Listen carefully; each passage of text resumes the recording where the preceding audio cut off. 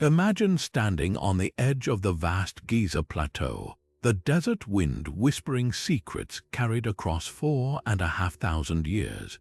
Before you rise the last surviving wonder of the ancient world, the Great Pyramid, its limestone casing gleaming under the relentless Egyptian sun. We've all seen these structures in textbooks and documentaries, yet we've barely scratched the surface of their true story. For centuries, these monumental tombs have stood as silent witnesses to human ambition, their secrets guarded by time and stone.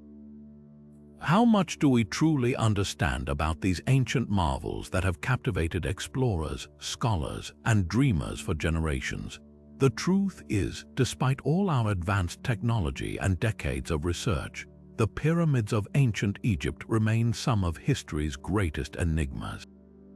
Each new discovery seems to unveil even more questions than answers, pulling us deeper into a labyrinth of mysteries that challenge our very understanding of human capability. We're left wondering how a civilization without modern machinery could achieve such breathtaking precision, how they aligned these massive structures with celestial bodies, and what incredible knowledge might have been lost to the sands of time. These aren't just piles of stone, they're magnificent puzzles waiting to be solved. Today, we embark on an extraordinary journey through 25 of the most perplexing unsolved questions surrounding ancient Egypt's pyramids. We'll explore everything from their mysterious construction techniques to the hidden chambers that might still lie undiscovered beneath the desert. Together, we'll confront the gaps in our knowledge and marvel at the brilliance of ancient engineers who accomplished what seems nearly impossible even by today's standards.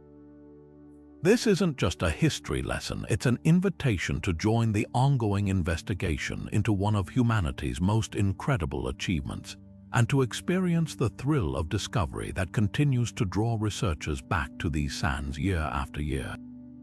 Consider the sheer scale of this undertaking for a moment. The Great Pyramid alone is composed of an estimated 2.3 million individual blocks of limestone and granite, each weighing an average of 2.5 tons. That is roughly the same weight as a fully grown male African elephant.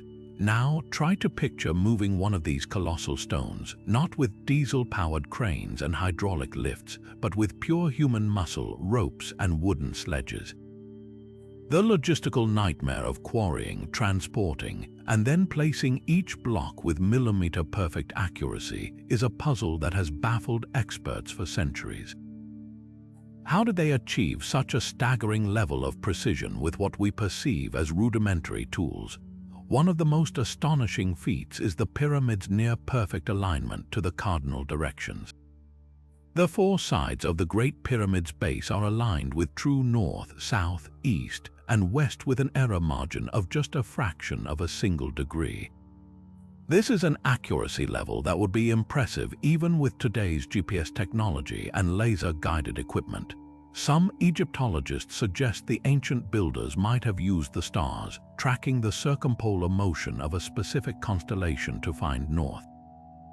Others propose a method using the sun's shadow, perhaps with a simple rod called a gnomon, to chart the sun's path and establish a true east-west line. Whatever their method, the result is a level of astronomical and geodetic knowledge that seems almost supernatural for its time. Then there is the matter of the base itself. The Great Pyramid's square base is almost perfectly level, with a difference in height between the highest and lowest corner of less than 2 centimeters across an area covering over 5 hectares. The stones were cut with such exacting precision that you cannot slide a credit card between them.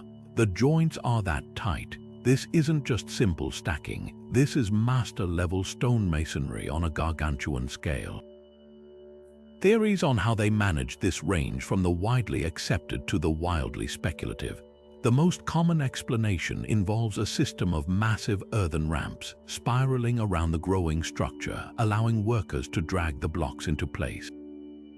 Yet, the archaeological evidence for such ramps is scant, and the engineering challenges of building a stable ramp that could reach 480 feet into the sky are immense.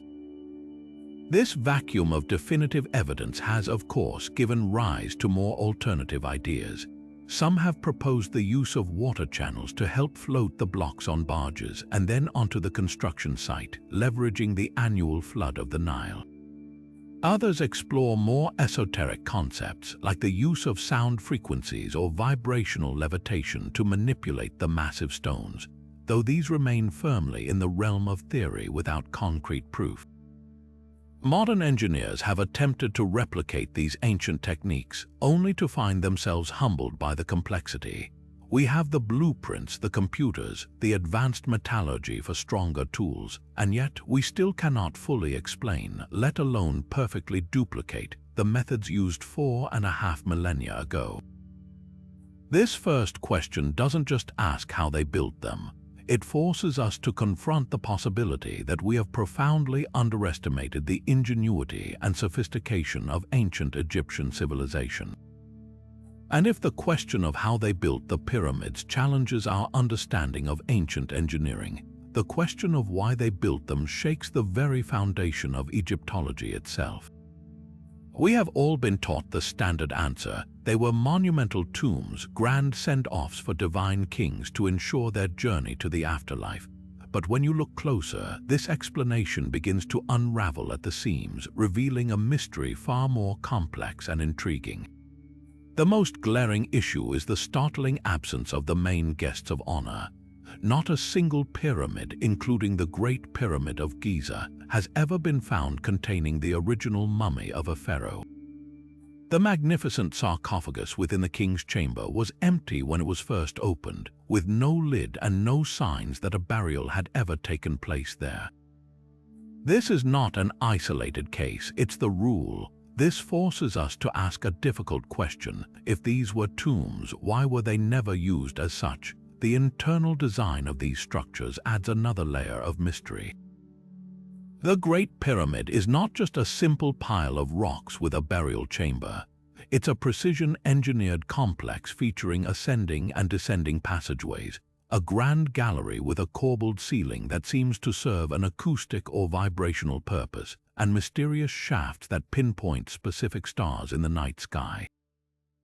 The effort invested in these features is astronomical, far exceeding what would be necessary for a simple sealed tomb. This sophisticated architecture suggests a purpose that goes far beyond mere interment. Many researchers now believe the pyramid was a machine designed for a specific, and perhaps spiritual, function.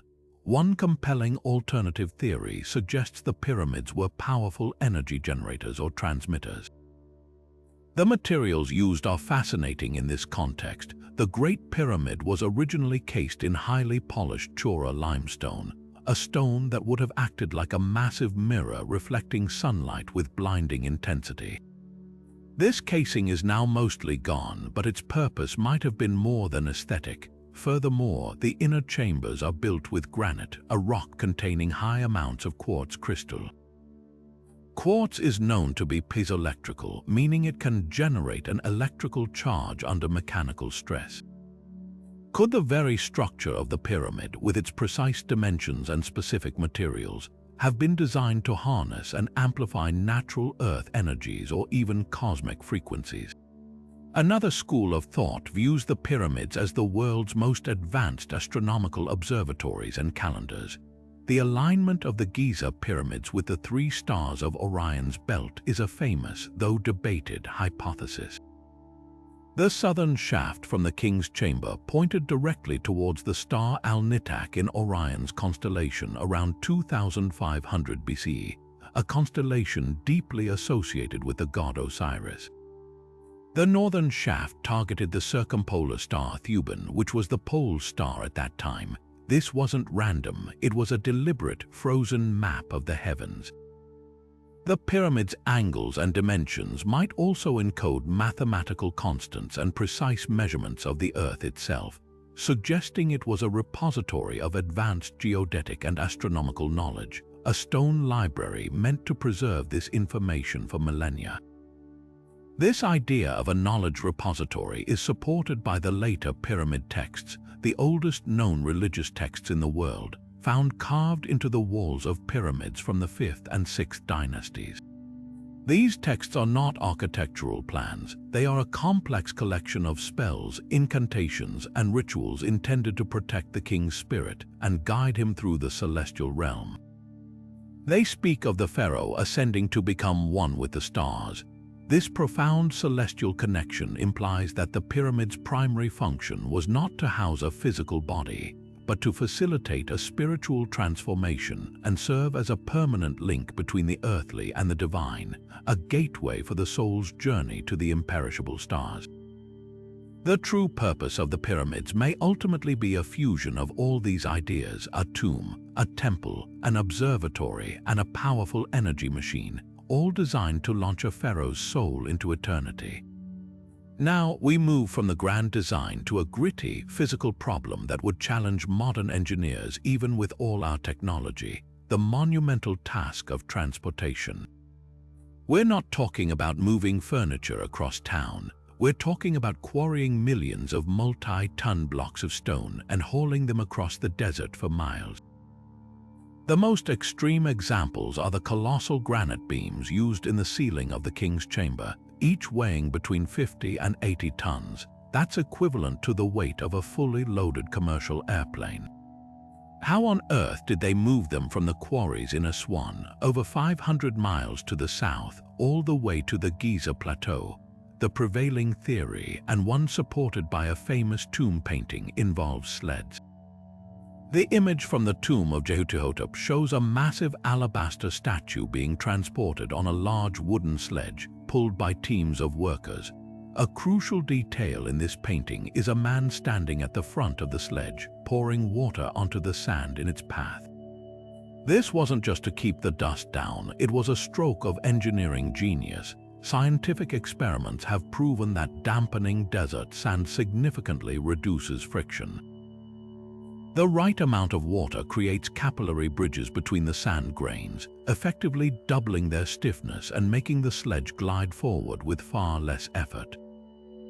Researchers from the University of Amsterdam calculated that this method could reduce the required pulling force by as much as 50%, making it feasible for a large team to drag a 2.5-ton block.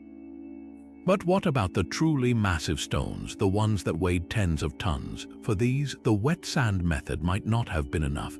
Here, the theory shifts to a complex network of canals and waterways. The Nile River was the ancient Egyptian highway, and evidence suggests they became masters of hydraulic engineering. They may have dug a series of canals directly from the Nile's floodplains right to the base of the Giza Plateau. A papyrus discovered at the port of Wadi al-Jarf, dating to the reign of Khufu, describes the use of boats to transport limestone blocks from Tura to Giza. The blocks could have been loaded onto massive, reinforced barges during the annual inundation when water levels were at their highest. These barges would have been floated through these man-made channels, bringing the stones within a remarkably short distance of the construction site. This theory elegantly solves the problem of long-distance overland hauling for the bulk of the materials. Once the stones were offloaded near the pyramid, the challenge became moving them up to the construction site and then into their precise positions. This is where theories of wooden rollers and roads come into play. The Egyptians certainly had access to sturdy timber like cedar from Lebanon, which could have been used as rollers under heavy sledges. However, anyone who has tried to move a heavy object on rollers knows it's incredibly difficult to keep them aligned and to retrieve the roller from the back to place it at the front, especially under immense weight that could easily crush the wood. An alternative idea is that they built specially prepared roads made of compacted rubble and plaster, creating a smooth, hard surface for the sledges to slide upon. Sections of such roads have been found at various pyramid sites, including a well-preserved causeway at the Bent Pyramid in Dosha. Despite these plausible theories, there is a persistent and humbling gap between our modern experiments and the ancient reality. We have the benefit of hindsight, modern physics, and historical clues, yet our attempts to replicate these feats often fall short. Experimental archaeology projects have tried to move large blocks on sleds across wet sand, and while they succeed on a small scale, the coordination, endurance, and sheer scale required to move 2.3 million blocks is almost incomprehensible. The logistical coordination alone, feeding, housing, and organizing thousands of workers, is a staggering achievement in social management. The absence of any surviving cranes, pulleys, or complex machinery in the archaeological record continues to fuel debate. Some Egyptologists argue we are still missing a key piece of the technological puzzle, perhaps a simple but effective tool or technique that has been lost to time.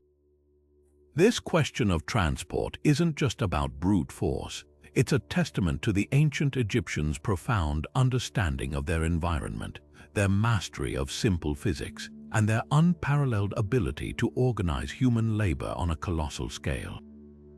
Even as we grapple with the monumental logistics of moving these stones, we confront an equally perplexing mystery that occurs on a much smaller, yet infinitely more precise scale.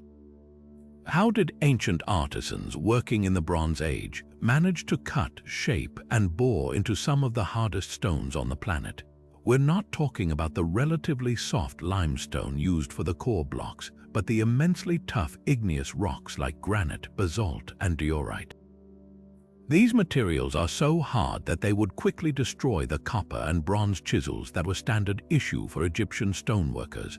Copper is a soft metal. On the Mohs scale of mineral hardness, it sits around a 3, while granite is a 7 and quartz-bearing stones can be even harder. Using a copper tool on granite would be like trying to carve a brick with a stick of butter. It simply wouldn't work, and yet the evidence of their work is everywhere, displaying a level of precision that borders on the impossible. The proof is etched into the very stones themselves, particularly in the surviving granite elements like the sarcophagus in the king's chamber of the Great Pyramid.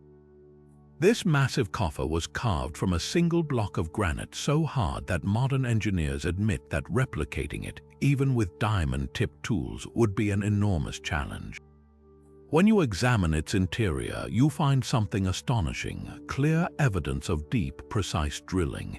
Egyptologists like Petrie documented these findings over a century ago. He observed drill holes in granite that showed a feed rate, the speed at which the drill bit advanced into the stone. That was simply incredible.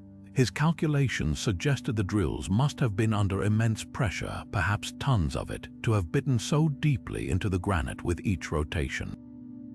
This isn't the kind of work you can achieve with a hand-powered bow drill and a copper tube. It implies a level of mechanical power and tool strength that seems to belong to a much later era. Perhaps the most baffling piece of evidence comes from the core samples that were, ironically, drilled out by these ancient machines. Petrie recovered a granite core from a drill hole that displayed a precise, continuous spiral groove cut deep into the rock. The implications of this single artifact are staggering. First, the groove is uniform and consistent, suggesting the drill wasn't wobbling or being used by hand. It was held in a fixed, stable position with immense force. Second, the feed rate was remarkable. The groove shows the drill advanced into the incredibly hard stone by about 1/100th of an inch per revolution of the drill. To put that in perspective, modern diamond-tipped drill bits powered by electric motors have a feed rate only slightly faster. This suggests the ancient Egyptians possessed a drilling technology that was not just effective but nearly as efficient as our own. How could a copper tube achieve this? The copper alone would have worn away almost instantly. This paradox has led to a fascinating and controversial theory: the use of abrasive slurries. The idea is that the Egyptians weren't using the copper drill bit itself to cut the stone. Instead, the copper tube was merely a delivery vehicle for a much harder abrasive material like crushed quartz sand. The quartz, which is harder than granite, would be mixed with water to form a gritty slurry. As the tube was spun, the abrasive particles trapped underneath it would do the actual cutting, grinding away tiny fragments of the granite. This is a clever and entirely plausible explanation, and experiments have shown that it can work. A team of workers could have used a bow to spin the drill, while others constantly fed fresh abrasive into the hole. This method could account for the precise, deep holes and even the spiral groove, which would be left by the abrasive particles as they were dragged around by the drill.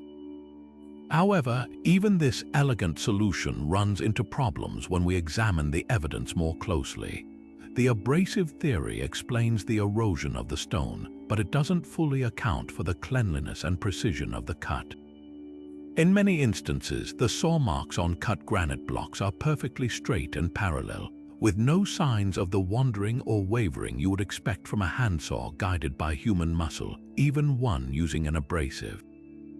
The cuts are simply too clean. Furthermore, the abrasive slurry theory struggles to explain another mysterious find: perfectly square holes drilled into diorite and stone even harder than granite. Creating a sharp 90-degree internal corner with a tubular drill spinning in a slurry is a physical impossibility. The tube would always leave a rounded corner. Yet, these square holes exist. This has led some researchers to propose an even more advanced concept, that the Egyptians might have possessed diamonds or other ultra-hard precious stones, and that they could have embedded them into the tips of their copper tools, effectively creating the world's first diamond-tipped drills and saws. While no such diamond-tipped tools have been found in the archaeological record, it's not entirely far-fetched. The ancient Egyptians were master goldsmiths and lapidaries, skilled at working with all sorts of precious materials. They had access to corundum from Nubia, which is the mineral that makes up rubies and sapphires and is second only to diamond in hardness. It is conceivable that they discovered that by embedding these incredibly hard natural crystals into a soft copper matrix, they could create a cutting edge that would stay sharp and resist wear. This would explain the feed rates, the precision, and the ability to work with such obdurate materials. It represents a lost technology, a sophisticated application of material science that we simply never credited them with. The mystery of the tools is a powerful reminder that a lack of physical evidence in the archaeological record does not equate to a lack of capability. Their secrets are still buried, not in sand, but in the minute details of the incredible stonework they left behind. But the precision of their stonework pales in comparison to the astronomical accuracy they achieved on a monumental scale. We've touched on their alignment to the cardinal directions, but perhaps the most captivating celestial mystery is the claim that the entire Giza Plateau is a mirror image of the heavens. This is the core of the Orion correlation theory, a controversial idea that has captivated the public imagination and divided experts for decades. Proposed by authors Robert Bovell and Adrian Gilbert, the theory suggests that the three main pyramids of Giza, Khufu, Khafre, and Menkaure were intentionally arranged to mimic the three stars that form Orion's belt. The constellation of Orion, known as Sa to the ancient Egyptians, was intimately associated with Osiris, the god of the afterlife, resurrection, and rebirth. If true, this would mean the entire necropolis was designed as a massive astral map, a gateway to the divine. The evidence presented is certainly intriguing. When you look at a snapshot of Orion's belt, the three stars are not in a straight line. They form a distinct, slightly offset pattern. Alnitak, Alnilam, and Mintaka have a unique spatial relationship, with the smallest star, Mintaka, slightly offset to the east. This configuration is eerily reflected on the ground. The three pyramids mirror this pattern almost exactly. The two larger pyramids, Khufu and Khafre, are aligned on a near-perfect diagonal, while the smaller pyramid of Menkaure is offset slightly to the east, just like its purported celestial counterpart, Mintaka. Furthermore, the theory posits that the relative brightness of the stars corresponds to the sizes of the pyramids, and even the seemingly misplaced Nile River is meant to represent the Milky Way in this grand cosmic blueprint. This idea gains further traction when we examine the so-called air shafts emanating from the king's and queen's chambers inside the Great Pyramid. These narrow, rectangular channels were not for ventilation, as their name implies, but were instead sealed from the outside world. Using sophisticated computer models to account for the precession of the Earth, a slow wobble in our planet's axis that changes our view of the stars over millennia, astronomers have calculated which stars these shafts would have pointed to around 2500 BC. The results are astonishing. The southern shaft from the king's chamber targeted Al-Nitak, the very same star in Orion's belt that the Great Pyramid is said to represent. Simultaneously, the northern shaft from the same chamber pointed directly at Thuban, the star that served as the North Pole at that time. This dual alignment seems far too specific to be a coincidence. However, the academic community remains deeply skeptical. Critics of the Orion correlation theory point to several significant flaws. The first is a matter of timing. For the terrestrial map to perfectly match the celestial one, proponents argue it must represent the sky from around 10,500 BC, a date that predates Egyptian civilization by thousands of years. This has led to sensational claims about a lost, advanced civilization being the true architects, a notion for which there is no archaeological evidence. Furthermore, when the theory is tested against the actual night sky of 2500 BC, the match is not perfect. The pyramids are a mirror image of the belt, meaning they are inverted relative to the Nile, which is supposed to be the Milky Way. This requires a certain amount of mental gymnastics to accept. Egyptologists argue that while the ancient Egyptians were brilliant astronomers, their architectural symbolism was often more about representing an idea than creating a one-to-one scale model. The pyramid texts themselves speak of the deceased king transforming into a star and joining Osiris Orion in the sky. Building a pyramid complex that evoked this powerful constellation would have been a potent act of religious symbolism, a permanent spiritual engine designed to facilitate this celestial journey. It may not need to be a perfectly precise map to serve its profound ritual purpose. The alignment could be intentionally symbolic rather than photographically exact, a grand architectural metaphor for the soul's ascent. Whether a precise map or a powerful symbol, the correlation highlights an undeniable truth. The ancient Egyptians did not see a separation between the earth and the sky. Their pyramids were the physical anchors of a cosmic belief system, binding their pharaohs eternally to the imperishable stars. And just when we think we've mapped every corridor and chamber within these ancient structures, technology reveals that we've been walking past hidden doors in the dark for centuries. The discovery of previously unknown voids within the Great Pyramid is perhaps the most exciting development in Egyptology in recent decades, proving that these monuments still hold profound secrets behind their solid stone facades. The most significant find came in 2017 when the Scan Pyramids project, using a non-invasive technique called muon tomography, announced the detection of a massive void situated directly above the Grand Gallery. Dubbed simply the Big Void, this space is enormous, at least 30 meters long, with a cross-section similar to the Grand Gallery itself. It represents the first major internal structure found in the pyramid since the 19th century, and it completely rewrites our understanding of the pyramid's interior layout. Muon tomography itself is a brilliant piece of modern scientific sleuthing. Muons are elementary particles like heavy electrons that are constantly raining down on Earth from the upper atmosphere.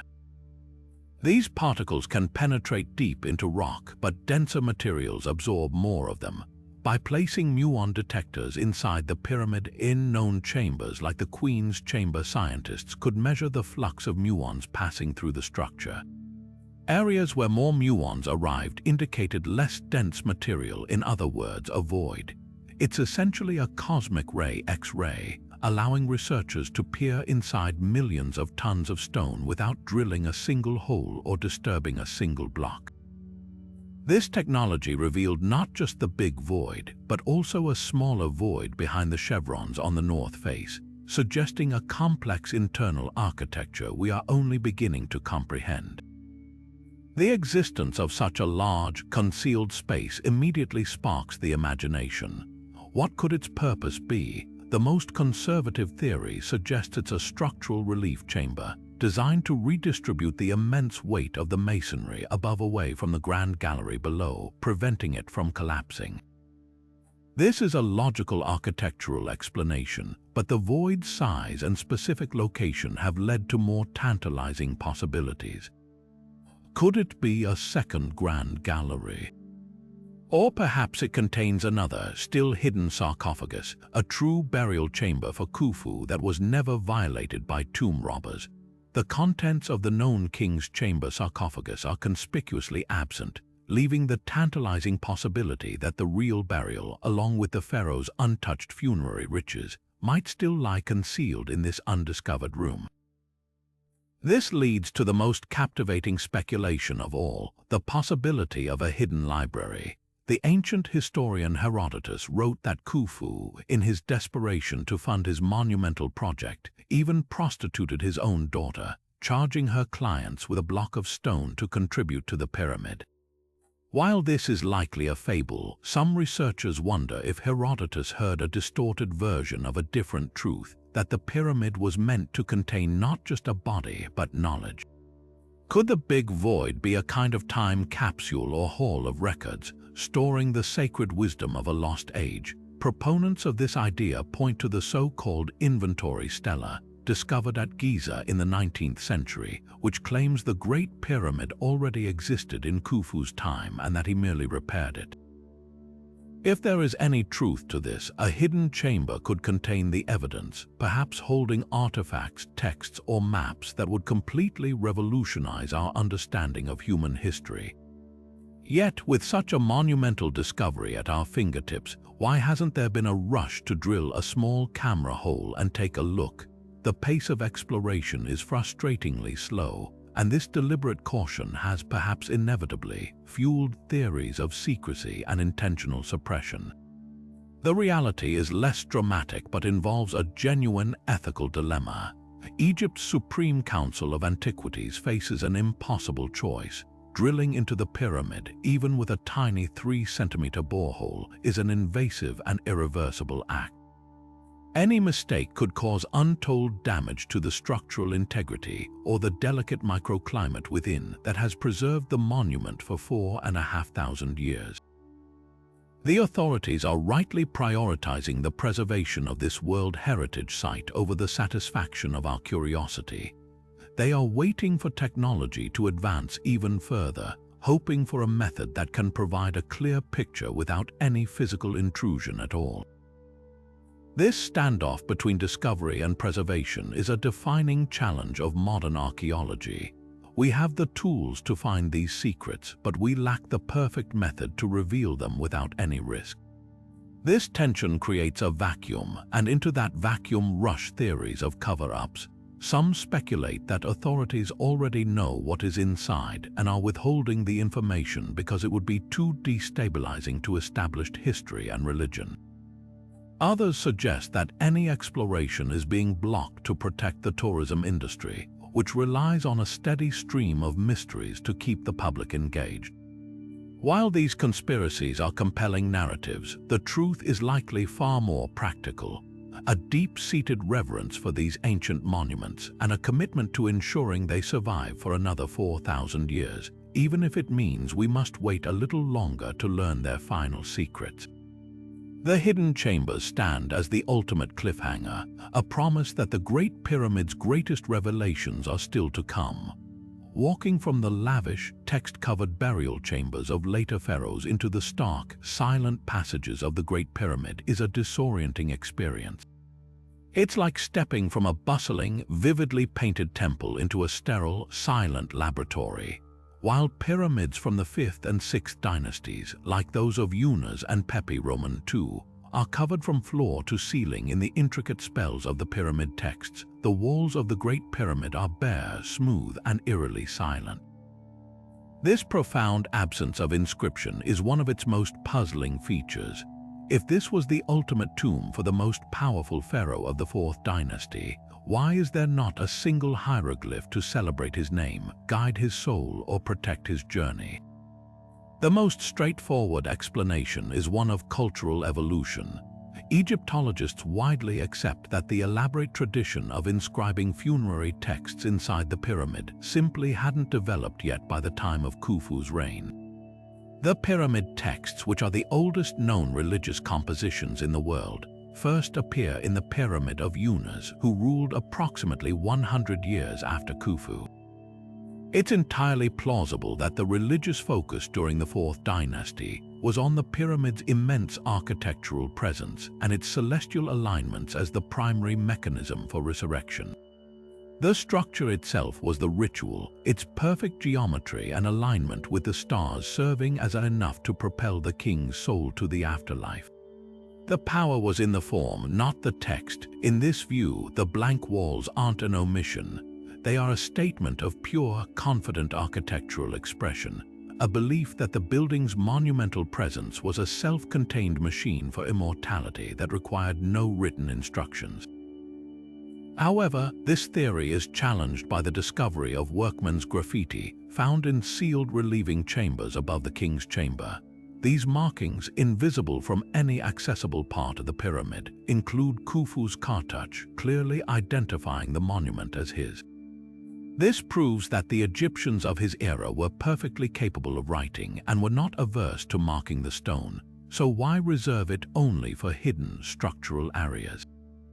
This suggests the absence of public inscriptions was a deliberate choice, not a lack of knowledge. Perhaps the interior was meant to be pristine, a sacred space of perfect geometry unmarred by the imperfect symbols of human language. The silence could have been intended to inspire awe and focus the mind on the sheer scale and precision of the achievement, allowing the architecture itself to be the object of veneration. A more practical possibility is that the walls were not always bare. Imagine the interior not as we see it today, rough, exposed limestone but covered in a smooth, white plaster, which could then have been lavishly painted with vibrant scenes and texts. This plaster, over millennia, could have completely eroded away, leaving no trace. We know the Egyptians used plaster and paint on interior walls throughout their history. If this was the case, the Great Pyramid's interior might have once been a breathtaking gallery of color and sacred writing, all of which has simply vanished due to humidity, temperature fluctuations, or even the breath of countless visitors over 45 centuries. The silence we perceive today might be an accident of preservation, not an original design feature. This leads to the most controversial interpretation of the void, that the absence of texts points to an entirely different origin for the Great Pyramid. A small but vocal group of alternative historians argue that the precision of the stonework, the advanced astronomical knowledge encoded in its angles, and this very lack of cultural markings suggest a far older provenance. They propose that the pyramid could be a relic of a much older, perhaps even pre-pharaonic, civilization that was later appropriated by Khufu, who merely repaired it and put his name on it.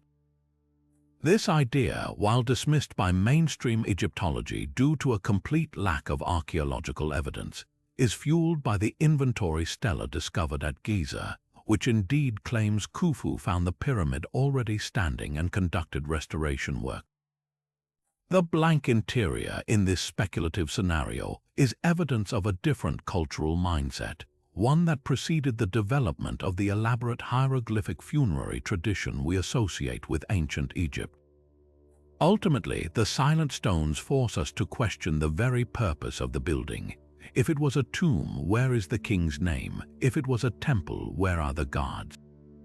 The absence of text creates a blank canvas onto which we project our own theories. Its silence is its most powerful voice, refusing to confirm or deny any single hypothesis and reminding us that the greatest mysteries are often those that offer the fewest clues. Imagine the Great Pyramid not as the stepped, rugged monument we see today, but as a structure of impossible perfection, a mountain of light.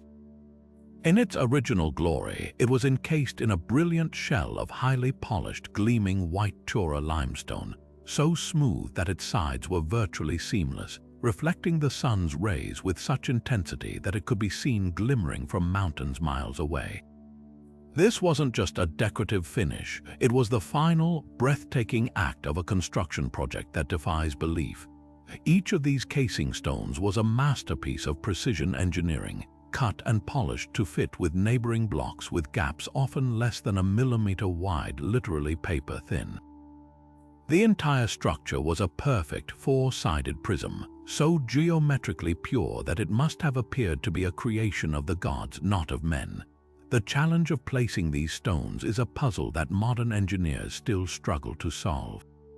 The casing stones at the base, while enormous, present a manageable problem. But as you move up the pyramid's face, the challenge becomes exponentially more difficult. The upper casing stones had to be placed on a slope of 52 degrees, a terrifyingly steep angle. How did workers maneuver multi-ton blocks into a precise, flush position on such an incline, ensuring that the entire face remained perfectly flat and aligned? The common theory of massive ramps becomes incredibly problematic here. A straight ramp sturdy enough to reach the top would have required more building material than the pyramid itself, and a spiral ramp wrapping around the structure would have obscured the very corners and edges the builders needed to align so perfectly. We are left with a glaring gap between the accepted theories and the physical reality of this flawless finish. One compelling idea involves the use of a different kind of scaffolding, one that worked from the top down rather than the ground up. Perhaps the builders left a series of tiered working platforms at each level of the pyramid's construction. These platforms, built from the same core masonry, would have provided a stable, level surface from which crews could operate. To place a casing stone, they might have used a system of counterweights and levers, pivoting the block into its final position from the safety of the platform. This method would allow for the meticulous adjustment needed to achieve those hairline joints. Another theory suggests the use of specially designed wooden cradles that could hold a stone at the correct angle, allowing it to be slid into place along a prepared track. However, no evidence of such sophisticated wooden machinery has ever been found, leaving these ideas in the realm of educated speculation. The fate of these magnificent stones is a story of changing times and recycled grandeur. Over the centuries, this brilliant white shell became a quarry for later civilizations. A massive earthquake in the 14th century loosened many of the stones, and from then on, they were systematically stripped away to build mosques, fortresses, and palaces in Cairo. The once divine mirror became building material for a new world. Today, only a few of the original casing stones remain, hidden at the very base beneath the rubble and sand, protected only by their inaccessibility. To run your hand over one is to touch a surface of almost glass-like smoothness, a silent testament to a level of craftsmanship that has vanished from the world. The loss of this outer skin is not just the loss of beauty, it's the loss of the pyramid's ultimate secret, the final, definitive answer to how this impossible building was truly completed. Beyond the celestial alignments and the silent, polished stones lies perhaps the most intellectually tantalizing mystery of all, one that speaks not to the stars or to construction techniques, but to a potential library of advanced knowledge encoded directly into the pyramid's very dimensions. We are talking about the extraordinary mathematical and geodetic constants that seem to be frozen within the geometry of the Great Pyramid. The idea that this ancient structure might be a massive stone repository of sophisticated mathematical concepts is a theory that both captivates the imagination and fiercely divides scholars. It forces us to ask a profound question. Were the pyramid's architects not just master builders, but also genius mathematicians who understood the fundamental principles of our world with an accuracy that seems to defy their era? Let's start with the numbers, as the evidence is both precise and startling. If you take the perimeter of the Great Pyramid's base and divide it by twice its height, you get a figure that is remarkably close to the mathematical constant pi, approximately 3.1416. This is not a rough approximation, it is incredibly accurate. Pi is the ratio of a circle's circumference to its diameter, a transcendental number that is notoriously difficult to calculate with precision. The ancient Greeks are traditionally credited with its formal discovery centuries later. So how did the builders of the Great Pyramid seemingly incorporate it into their design over 2,000 years earlier? Proponents of the encoding theory argue this cannot be a coincidence. They suggest the architects intentionally designed the pyramid so that its perimeter would equal the circumference of a circle whose radius is equal to the pyramid's height. This would mean the structure is a beautiful, deliberate squaring of the circle, a classic philosophical and mathematical problem representing the fusion of the earthly square and the divine circle. The potential encodings do not stop with pi. Other researchers have found what they believe to be the golden ratio, often denoted by the Greek letter phi, approximately 1.618, embedded in the proportions of the pyramid's faces. The golden ratio is another mathematical constant found throughout nature, from the arrangement of leaves on a stem to the spiral of a galaxy, and it was revered by later civilizations like the Greeks for its inherent aesthetic beauty. The presence of both pi and phi in the same structure suggests a level of mathematical sophistication that mainstream Egyptology does not typically attribute to the Fourth Dynasty. Furthermore, the pyramid scale itself appears to be based on a precise unit of measurement. The royal cubit, the standard Egyptian unit of length, seems to have been used in a way that relates the pyramid's dimensions to the size of the earth. Some calculations show that if you multiply the length of a side of the pyramid by a certain large number, you get a figure very close to the polar radius of the earth. The perimeter of the base has also been linked to the length of the solar year. The sheer number of these correlations, all found in a single building, is what makes the argument so compelling to many. The academic response to these findings, however, is one of profound skepticism. Egyptologists and mathematicians aligned with the mainstream view offer a much simpler explanation. Coincidence combined with a form of mathematical pareidolia, the human tendency to find patterns, even where none were intentionally placed. They argue that when you have a structure with as many measurements as the Great Pyramid, it is statistically inevitable that you will be able to find ratios that approximate various constants if you search hard enough and selectively choose which units and formulas to apply. The pi correlation, for example, can be achieved by simply designing the pyramid with a secant or slope of 5.5 palms. This was a standard ancient Egyptian architectural ratio, meaning for every 1 cubit of vertical rise, the face would extend out 5.5 palms horizontally. A builder using this practical, well-documented ratio would have no conscious intention of encoding pi. The famous constant would simply be an unconscious byproduct of their chosen and very simple construction method. The debate ultimately hinges on the question of intentionality. Did the ancient Egyptian architects possess a vast, covert body of mathematical and geodetic knowledge that they secretly embedded into the pyramid as a legacy for future generations? Or were they simply brilliant practical engineers who used simple, effective ratios and units to create a stable and magnificent structure, the mathematical wonders of which we are projecting onto it with our modern knowledge? One side sees a grand, deliberate design of almost supernatural intelligence, possibly hinting at the influence of a lost advanced civilization or even extraterrestrial guidance. The other sees the incredible but entirely human achievement of a culture that mastered empirical geometry through generations of practical experience and observation, not abstract calculation. Whether a deliberate code or a magnificent coincidence, the mathematical marvel of the Great Pyramid stands as a permanent monument to a civilization whose full intellectual reach we are still struggling to measure. For generations, the image of the pyramid builders has been seared into our collective imagination by Hollywood and Sunday school lessons. A sea of shirtless, whip-driven slaves, groaning under the weight of colossal stones under the blistering desert sun. This narrative, largely popularized by the biblical story of Exodus, paints a picture of brutal oppression and forced labor. But what if this persistent tale is one of history's greatest misconceptions?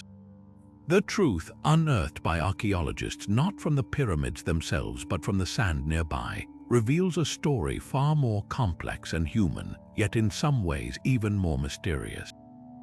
The most compelling evidence against the slave narrative comes from the graves themselves. Just south of the Giza Plateau, archaeologists have uncovered a vast cemetery, not for nobles or officials but for the direct labor force. These are not the anonymous pits one would expect for disposable slaves. These are organized, respectful tombs, some marked with simple limestone stelae grave markers that bear the titles of the deceased. We find inscriptions identifying individuals as overseer of the side of the pyramid, director of the draftsmen, or inspector of the craftsmen. These were skilled positions, titles of pride that denote a structured hierarchy of labor. The bodies found within show signs of a lifetime of hard work, arthritic joints, spinal injuries from heavy lifting, but they also show something else, evidence of healed bones. This is critical. A slave worked to the point of injury would likely be abandoned or left to die. These individuals received medical care, their fractures were set, and they were allowed to recover before returning to work. This points to a workforce that was valued, not expendable. Further proof comes from the analysis of their remains. Studies of the bones and teeth conducted by teams like those led by Egyptologist Zahi Hawass and bioarchaeologist Professor Nancy Lovell revealed the diet of these workers. They consumed large quantities of bread and beer, the staples of the Egyptian diet, but also regularly ate meat, beef, sheep, and goat. In fact, the amount of meat consumption indicated by the chemical analysis suggests these workers were fed a diet comparable to that of the lower elite in Egyptian society. This was not subsistence fare for slaves. This was high-energy nutrition for the most important national project of the era. This evidence aligns perfectly with the discovery of the workers' village at Hayt el Ghurab, often called the lost city of the pyramid builders. This was not a squalid camp, but a planned settlement with large bakeries, breweries, granaries, and dormitories capable of housing thousands of people. It was a purpose-built company town for a rotating, seasonal workforce. So if it wasn't an army of slaves, who were these people? The prevailing theory is that they were a corps of skilled, salaried civil servants supplemented by conscripted laborers. Ancient Egyptian society operated on a system of corvée labor, a form of national service where citizens were expected to contribute a portion of their year to state projects like building temples, digging canals, or, yes, constructing the pharaoh's tomb. This was likely seen as a religious duty, a way to serve the god-king and ensure the continued stability and prosperity of the entire kingdom. In return, they were well-housed, well-fed, and provided with medical care. The skilled masons, architects, and overseers were probably full-time, elite artisans who directed the larger groups of seasonal workers. This model of a large, organized, and willing workforce is now the academically accepted view, and it effectively dismantles the old slave narrative. Yet, even this more accurate picture leaves a nagging question for some researchers. Could a rotating force of conscripted farmers and skilled stonemasons alone account for the sheer precision and complexity of the project? The logistical coordination required to feed tens of thousands of people, the engineering knowledge to align a 480-foot-tall structure to true north within a fraction of a degree, and the sheer managerial brilliance to orchestrate a project spanning decades suggests a level of organization that feels almost modern. This has led to alternative theories proposing that the actual planning and critical construction phases were handled by a much smaller, incredibly advanced group of master engineers. a kind of ancient secret society of astronomer priests who possessed a lost knowledge of geometry, astronomy, and physics. The vast labor force in this view provided the brute muscle, but the genius behind the operation was concentrated in the minds of a select few whose techniques remain unknown to us. The most speculative theories venture even further, suggesting this small group of master builders might not have been exclusively Egyptian. The 3rd and 4th dynasties, when pyramid design leaped from the stepped structure of Djoser to the true smooth-sided pyramids, was a period of incredible innovation. Some researchers point to potential cultural contacts. Could there have been an influence from another, as yet unknown civilization? The sudden sophistication has even fueled fanciful ideas about assistance from outside our world, though these remain firmly in the realm of science fiction without a shred of empirical evidence. The more plausible, though still controversial, idea is that the core knowledge was indigenous but has been lost because it was considered sacred and secret, passed down orally only within closed priestly guilds and never committed to hieroglyphs. The question of who built the pyramids, therefore, operates on 2 levels. We now know with a high degree of certainty the physical identity of the workforce. They were Egyptians, they were skilled, and they were respected. But the question of the intellectual force behind them, the origin of the revolutionary ideas that made the Great Pyramid possible, remains a tantalizing open book. We have found the bones of the builders, but we have yet to find the complete blueprint of their minds. This brings us to one of the most controversial and captivating questions hanging over the entire plateau. How old are these structures really? While traditional Egyptology places the construction of the Giza pyramids firmly in the 4th dynasty, around 2500 BCE, a collection of geological and archaeological anomalies has led some researchers to propose a radically different and much older timeline. This debate centers not on the pyramids themselves initially, but on their enigmatic neighbor, the Great Sphinx. The core of the argument revolves around a form of erosion that seems to tell a story the established chronology struggles to accept.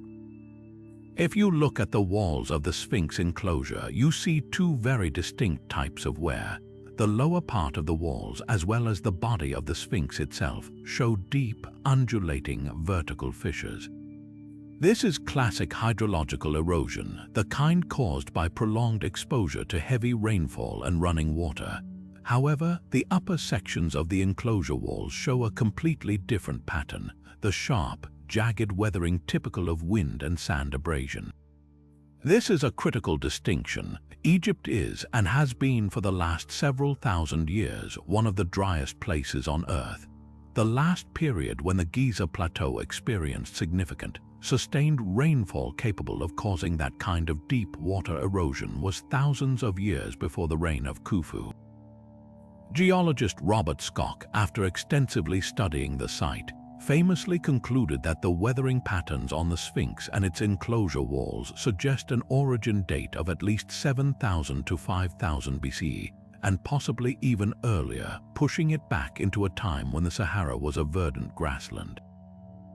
This geological evidence, championed by Schoch and the late researcher John Anthony West, challenges the very foundation of Giza's history.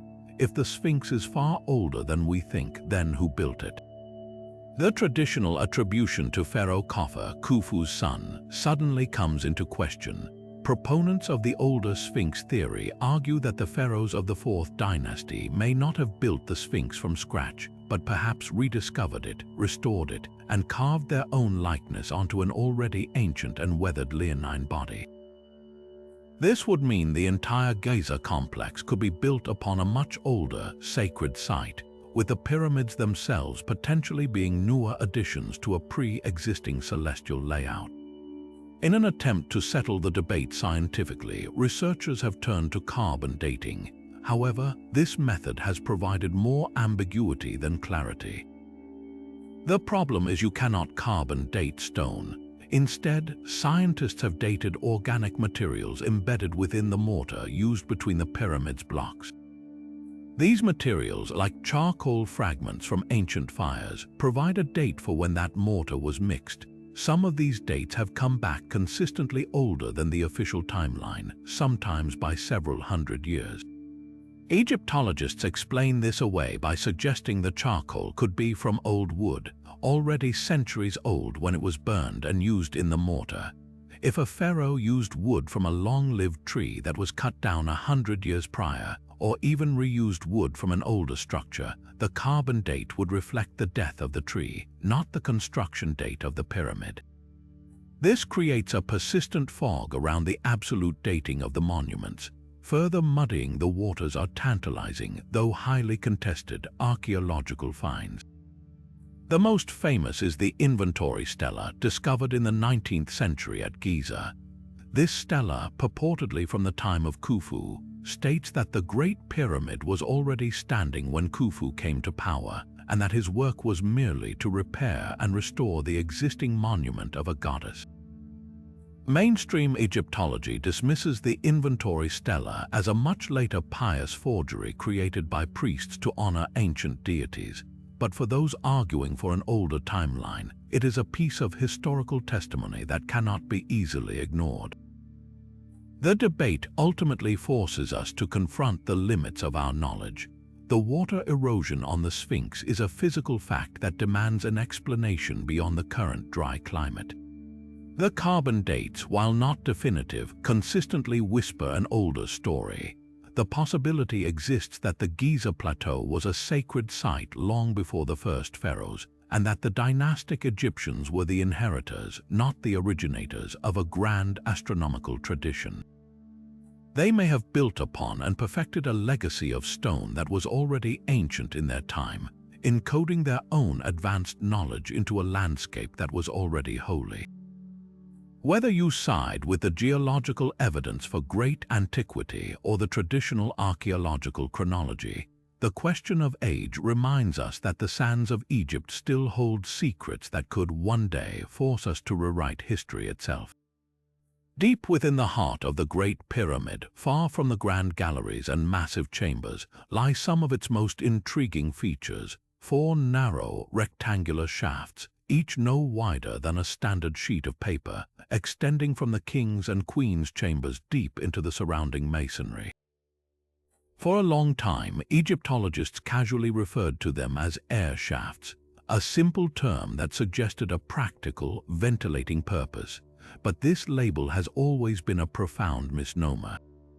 These shafts were never open to the outside air. They were completely sealed from both the interior and exterior of the pyramid, hidden behind the walls of the chambers. If they weren't for ventilation, what was their true, sacred function? The answer appears to be written in the stars, serving as celestial conduits for the pharaoh's journey to the afterlife. The breakthrough in understanding these enigmatic tunnels came with the application of modern astronomy.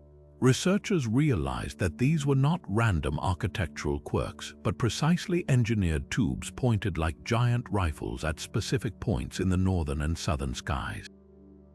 Using computer models to account for the precession of the Earth's axis, a slow wobble that changes our view of the constellations over a 26,000-year cycle, they rewound the celestial clock to 2500 BCE. The results were nothing short of spectacular. The southern shaft from the king's chamber was aimed directly at the star Al-Nitak, the brightest star in Orion's belt, a constellation the ancient Egyptians knew as Sa and associated with Osiris, the god of the afterlife, death, and resurrection. Simultaneously, the northern shaft from the same chamber pinpointed Thuban, which was the pole star at that time, the unmoving pivot around which the entire heavens seemed to turn. This dual alignment was clearly deliberate, a frozen snapshot of the night sky at the time of the pyramid's construction. It transforms the pyramid from a mere tomb into a powerful cosmological machine. The ancient Egyptian pyramid texts found in later pyramids are filled with spells describing the deceased pharaoh's soul ascending to join the imperishable stars, specifically Orion.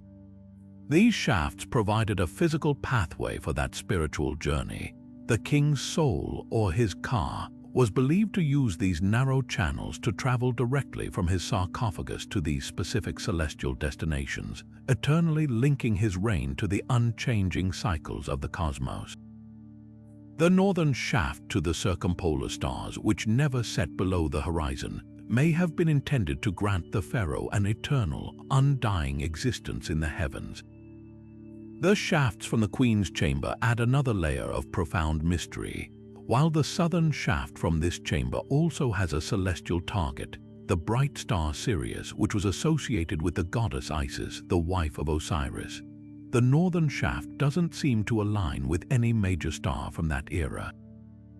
This has led to speculation that its purpose might have been symbolic or perhaps connected to a different, as yet understood astronomical phenomenon. Even more puzzling is the fact that the Queen's chamber shafts were not even discovered until 1872, when a British engineer named Wayneman Dixon, suspecting their existence based on the design of the King's chamber above, tapped on the walls and heard a hollow sound. He chiseled through to find the openings, and inside the southern shaft he made a curious discovery: a small, hooked bronze grapnel, a black stone sphere, and a beautifully crafted cedar-like object. These artifacts, known as the Dixon relics, vanished for over a century before being rediscovered in a cigar tin in the British Museum's archives. Their purpose remains unknown, but they are the only physical objects ever found within these channels, hinting at a ritual use we can scarcely comprehend. The mystery of these shafts deepened exponentially in recent years when engineers sent specially designed robots to explore them.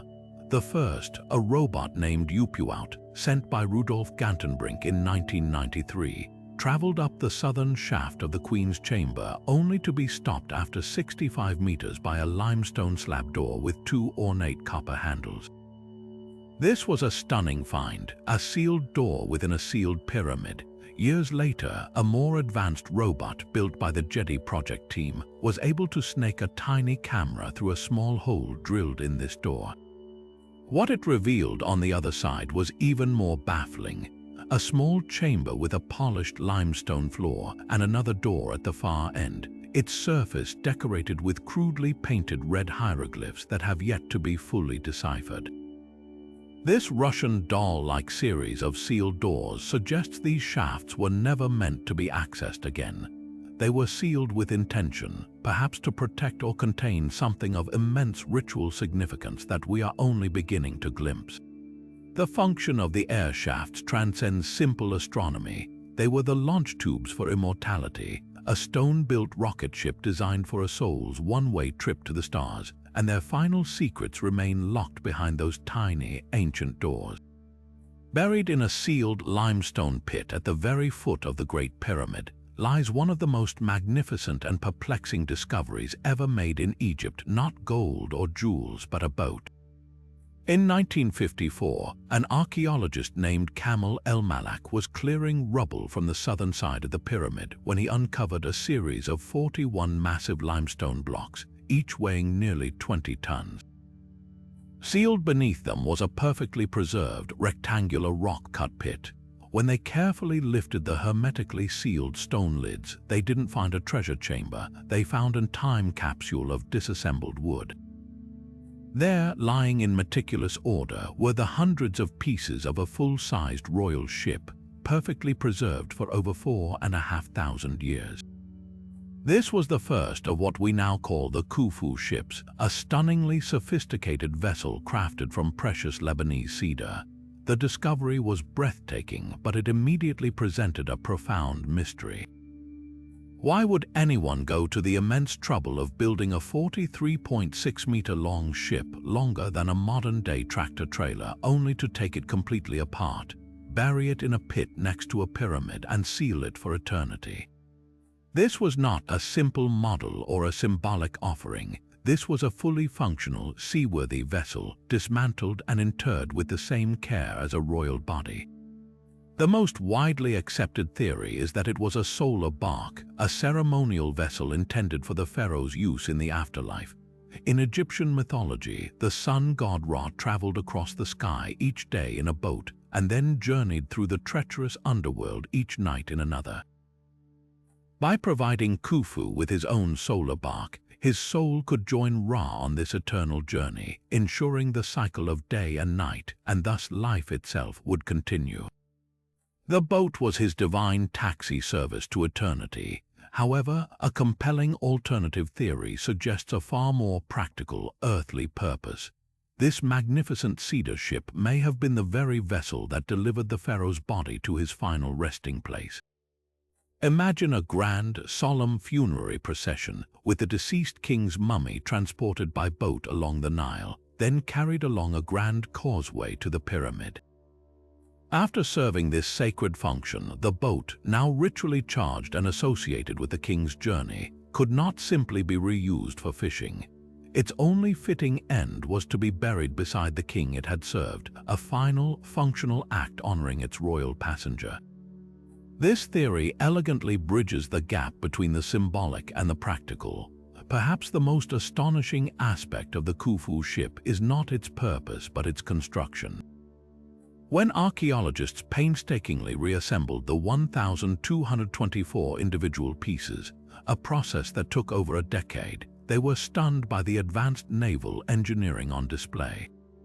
The builders used a sophisticated shell-first construction method, where the planks were first fastened together to form the hull, and the internal framing was added later for strength. But the real genius lies in how they joined those planks. They used a system of intricate, precisely cut mortise and tenon joints, locking the wood together like a three-dimensional puzzle. The most mind-bending detail, they did all of this without using a single nail. The woodworking skill required for this is almost incomprehensible. Each joint had to be carved with absolute precision to ensure a watertight seal. They used ropes made of hafa grass to lash the planks together, which would swell when wet, tightening the seal even further. This is a construction technique that would challenge master shipwrights even today with modern power tools. The ancient builders possessed a profound, intuitive understanding of their materials and the forces of water. They built a ship so robust and perfectly balanced that when a group of researchers built a half-scale model millennia later, they found it was not only fully seaworthy but exceptionally stable in the water.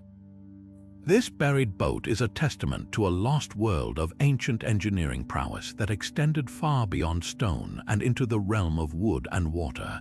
The mystery deepens when we consider the logistics of its burial. The pit was not a haphazard hole in the ground. It was a meticulously engineered environment. The limestone blocks sealing it were so perfectly fitted that they kept the air inside completely dry, preserving the delicate ropes and wood in a state of near perfection for 45 centuries. This was intentional preservation, not a casual interment. It suggests the Egyptians fully intended for this vessel to be used again, not in this world but in the next. The Khufu ship forces us to expand our understanding of the pyramid complex.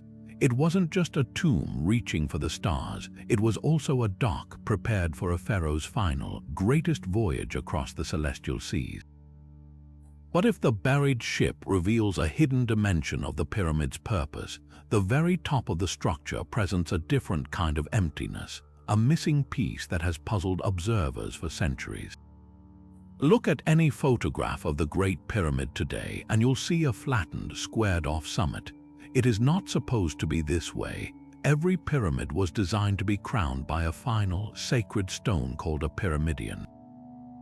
This was the capstone, the piece that would have completed the structure's perfect geometric form, pointing like a divine arrow towards the heavens. So where did it go?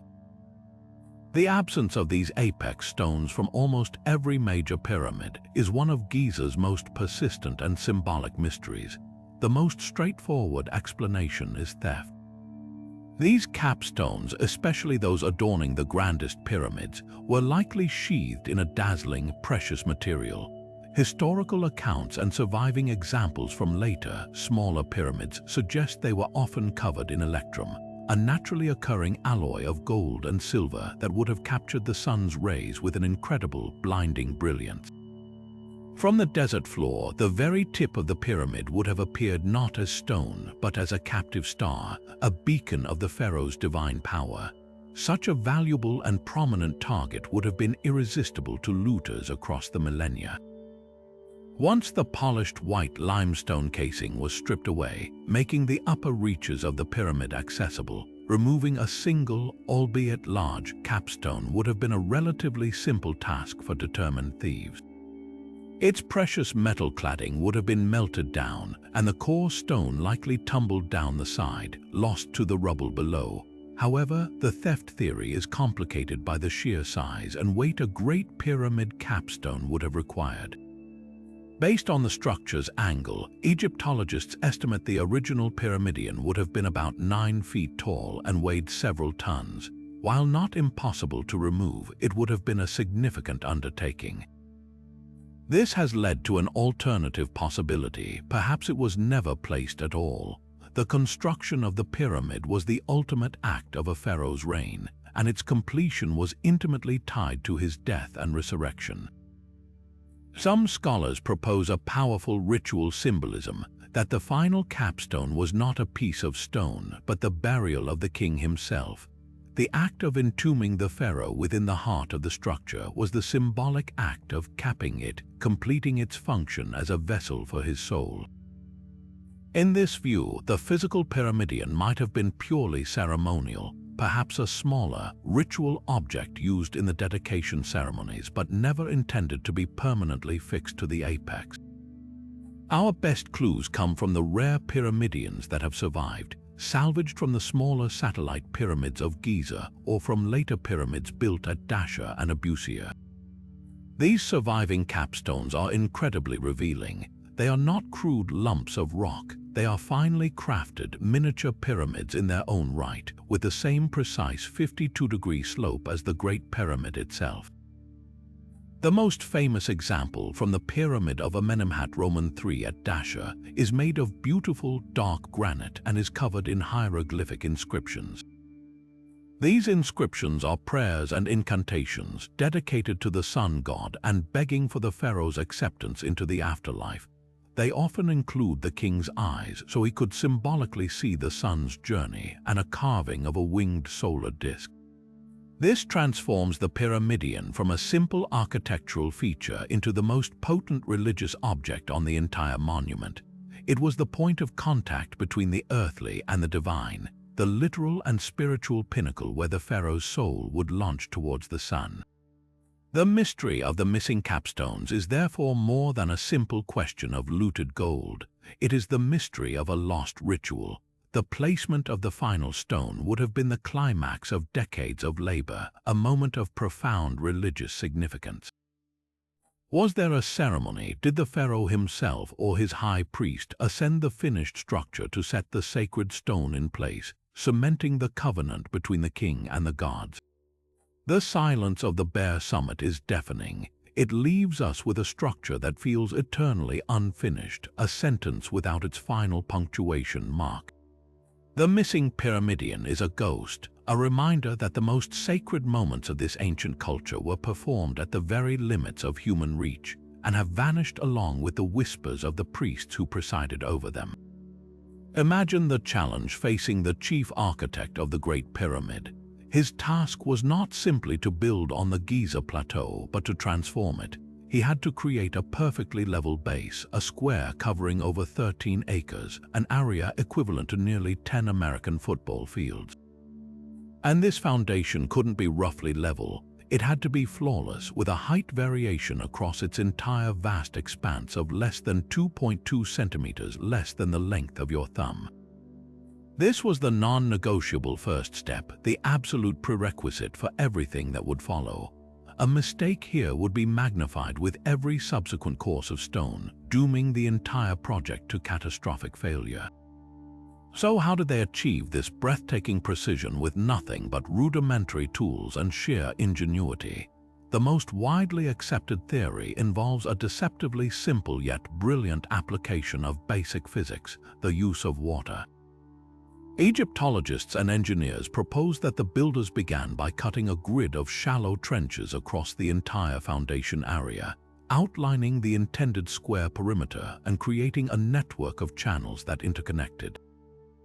They would then flood these trenches with water, creating a giant makeshift network of canals. The secret lies in the fact that water always finds its own level. By marking a consistent water line on the sides of these trenches across the entire site, the workers could establish a universal datum point, a single, perfectly level reference line from which all other measurements could be taken. Once this water level was established and marked at countless points, the back-breaking work of cutting and quarrying began. Using copper chisels and stone hammers, crews would have painstakingly cut the bedrock down to the exact height indicated by the watermarks. It was a monumental exercise in patience and coordination, requiring thousands of workers to operate in unison across the massive site, all guided by the silent, unerring truth of the water's surface. The result would have been a plateau that was not almost level but perfectly so, a man-made plain of living rock ready to receive the first crucial layer of casing stones. This method is so effective that it's essentially the ancient predecessor of the modern laser level, and its simplicity is what makes it so believable. However, an alternative theory suggests an even more direct method. Some researchers argue that the builders might have simply constructed a large, shallow, clay-lined basin around the entire building zone and flooded it, turning the 13 acres into a temporary shallow lake. The water would instantly reveal the high spots, which could then be quarried away until the entire surface was just submerged under a uniform sheet of water. The water would then be drained, leaving behind a nearly perfect level surface. While this method sounds dramatic, the logistical challenge of containing and then draining such a massive volume of water on a sloping plateau makes it a less favored theory among most Egyptologists, though it remains a tantalizing possibility. Beyond leveling, there was the equally daunting challenge of establishing the perfect square and aligning it to the cardinal directions. Here, the theories turn from water to the sky. The most plausible method for finding true north would have involved tracking the path of a single star. A skilled astronomer priest could have set up a fixed viewing point and marked the rising and setting positions of a circumpolar star, one that from the latitude of Giza never sets below the horizon. By bisecting the angle between these two extreme points on the horizon, they could find a true north-south line with astonishing accuracy. This celestial method would have been within their capabilities and is consistent with their demonstrated knowledge of the stars. Another method, using the sun instead of the stars, involves the use of a gnomon, a simple vertical rod. By tracking the shadow cast by the rod throughout the day, an observer could mark the points where the shadow is at its shortest, which indicates true solar noon, and then use that to establish a north-south meridian line. The equinoxes, when day and night are of equal length, would have provided a particularly clear opportunity for this kind of measurement, as the sun rises due east and sets due west on those 2 days. Whichever method they used, the proof of their success is in the monument itself.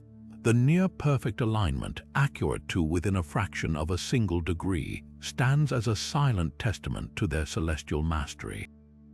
The importance of this foundational precision cannot be overstated. It was not merely an engineering requirement, it was a spiritual one.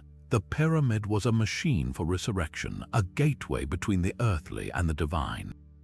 Its geometric perfection was essential for its symbolic and ritual power.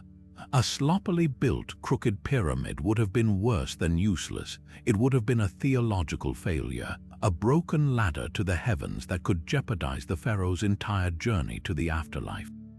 The flawless base was the first and most critical promise to the gods that this structure was worthy of housing a divine king and launching his soul to the imperishable stars. The builders weren't just leveling ground, they were creating a sacred plane, the stable, perfect foundation for a new axis mundi that would connect the world of the living to the realm of the gods. But the silent stones of the pyramid may not be as quiet as they first appear. If you were to stand alone in the king's chamber and clap your hands or chant a single note, you would experience something utterly unnerving. The sound doesn't just echo, it amplifies and resonates in a way that feels completely unnatural, as if the chamber itself is singing back to you. This bizarre acoustic phenomenon is no accident of construction. A growing body of research suggests the ancient architects may have been master sonic engineers, designing the pyramid's interior with a specific resonant frequency in mind, turning the entire structure into a massive instrument for spiritual transformation. The most studied acoustic effect occurs in the granite-clad king's chamber. The hard, smooth surfaces of the red granite, a stone rich in quartz crystal, which is highly responsive to vibration, create a unique sonic environment.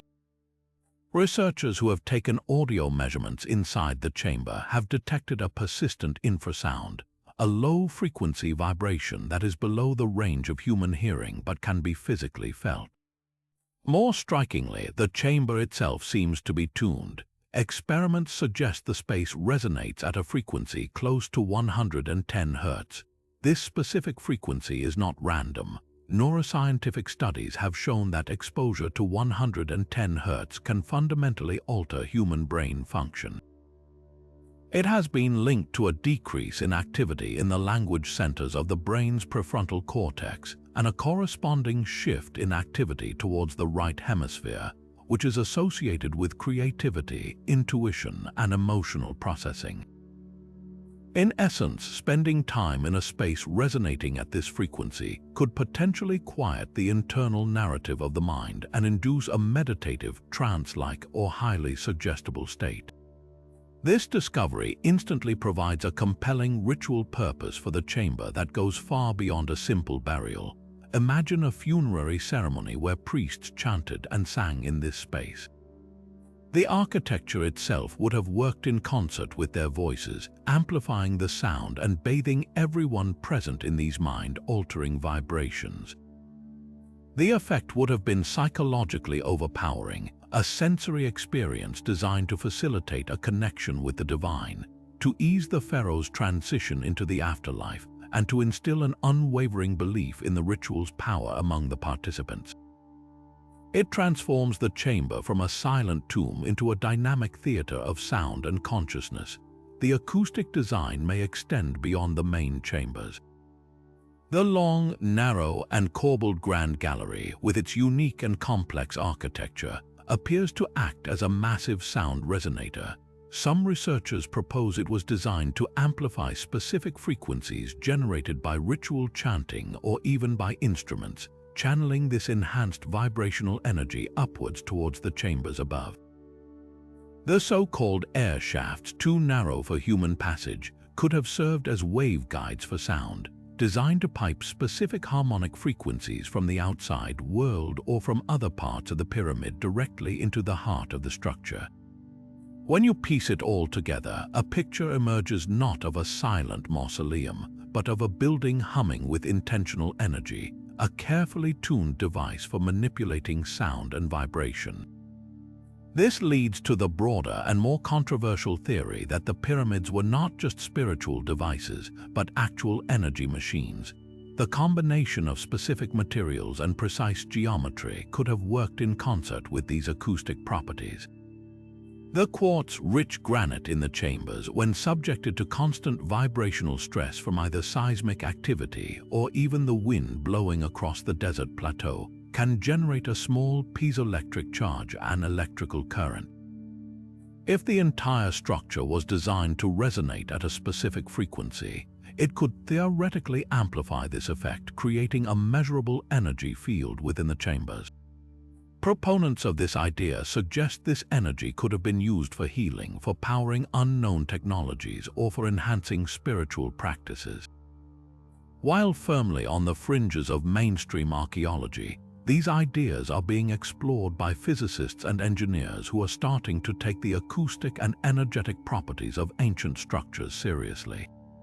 The secret of the pyramid sound, therefore, challenges us to listen not just with our ears, but with our entire perception.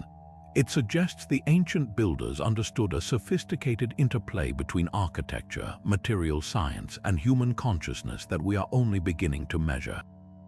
They may have engineered an experience where stone and sound worked in harmony to open a doorway in the mind, proving that the pyramid's greatest power wasn't in its silence, but in the vibrations it was designed to hold.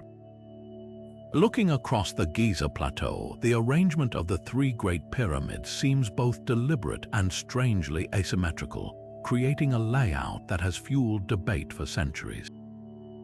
The two larger pyramids of Khufu and Khafre are almost perfectly aligned on a diagonal, while the smaller pyramid of Menkaure is noticeably offset to the east. This isn't a haphazard placement. It feels intentional, like a carefully arranged set of monuments designed to be read as a single sentence. But what is that sentence saying? The most captivating explanation suggests we shouldn't be looking at the desert floor for answers, but rather towards the night sky. This is the heart of the Orion correlation theory, which proposes that the three pyramids are a terrestrial map of the three stars that form Orion's belt. In this cosmic blueprint, the Nile River is meant to represent the Milky Way, with the pyramids mirroring the distinct, slightly offset pattern of the stars Alnitak, Alnilam, and Mintaka. The correlation is visually striking, suggesting the entire necropolis was designed as a massive astral gateway, connecting the pharaoh's earthly dominion to the realm of the god Osiris in the heavens. Yet, the sky is not the only map the layout might be referencing. Another compelling theory posits that the positions are deeply rooted in the sacred geography of Egypt itself. The pyramids are not isolated on the plateau, they are intrinsically linked to the life-giving Nile. Their arrangement may have been designed to mirror the flow of the river or to align with ancient, pre-existing religious sites that held significance long before the first stone was laid. The massive causeways that stretch from each pyramid down to the valley temples on the river's edge were not merely functional roads for construction. They were ceremonial pathways for the pharaoh's final journey. Their specific angles and trajectories could have been dictated by the need to connect to specific points on the riverbank, perhaps where the royal funerary barges landed, creating a sacred geometry that bound the desert tombs to the agricultural heartland of Egypt. This transforms the layout from a random cluster into a deliberate network, anchoring the divine pharaohs in the very landscape they ruled. Beyond the celestial and the geographical, the arrangement might also be a stark reflection of earthly power and social hierarchy. The sheer size and dominant central position of Khufu's pyramid unmistakably declare his supreme authority, with his son Khafre's pyramid, built on slightly higher ground to appear even larger, standing as a powerful successor right beside him. The smaller, offset pyramid of Menkaure could then be read as a statement of a declining dynasty or a shift in economic power and resources. However, this seemingly logical sequence is challenged by a persistent and controversial question. Was the entire complex built as a unified master plan, or did it grow organically over time?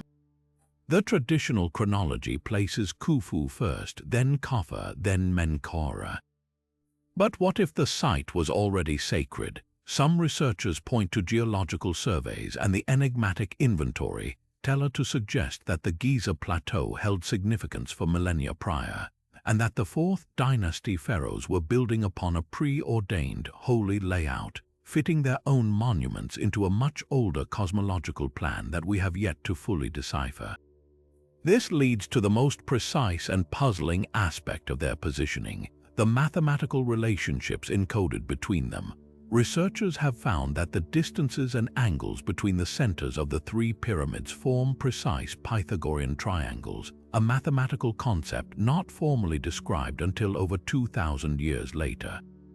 The ratio of the distance between the pyramids often corresponds with fundamental mathematical constants, much like the dimensions of the Great Pyramid itself. Are these relationships mere coincidences, a form of mathematical pareidolia where we see patterns in randomness because we are actively looking for them?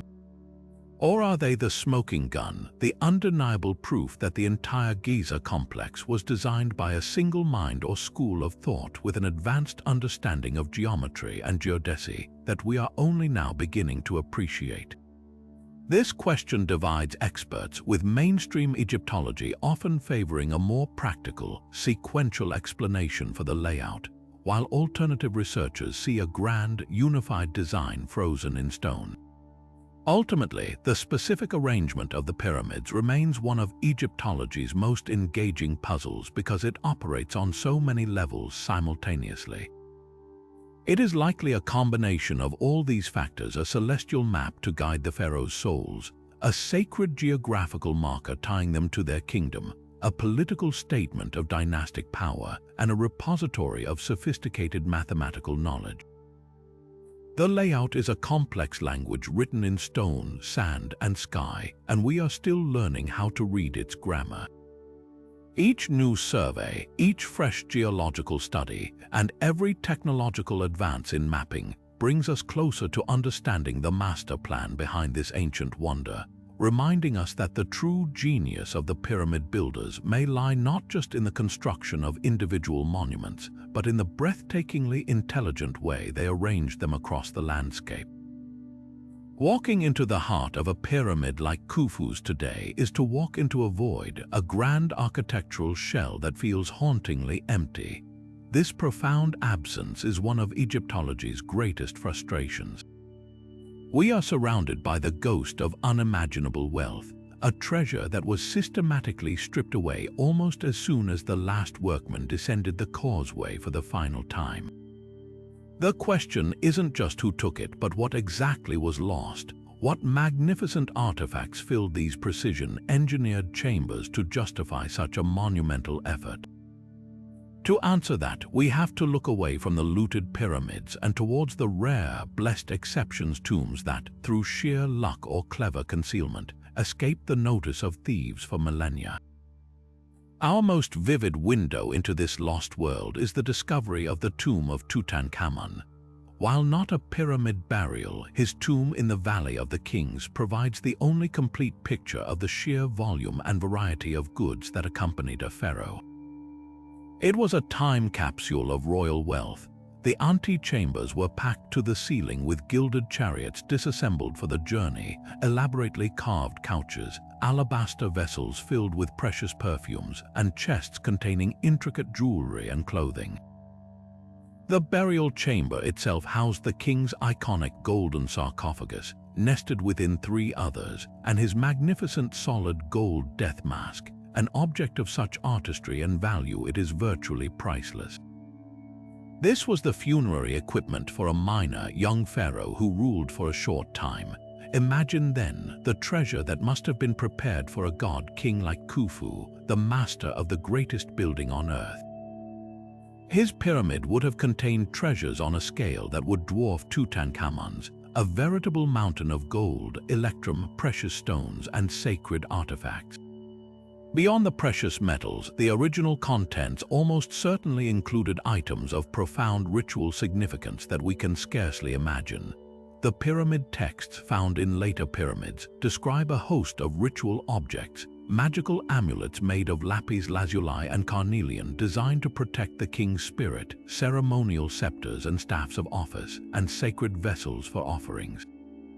There would have been an entire library of papyrus scrolls, not just of spells but potentially containing the very architectural plans of the pyramid, advanced astronomical charts, and historical records of the kingdom. The loss of these texts is perhaps the greatest cultural tragedy. They wouldn't just be valuable, they would be the key to unlocking the deepest secrets of the pyramid's purpose and construction, a library of Alexandria that was lost before it was ever found. This history of looting stretches back to the very dawn of Egyptian history.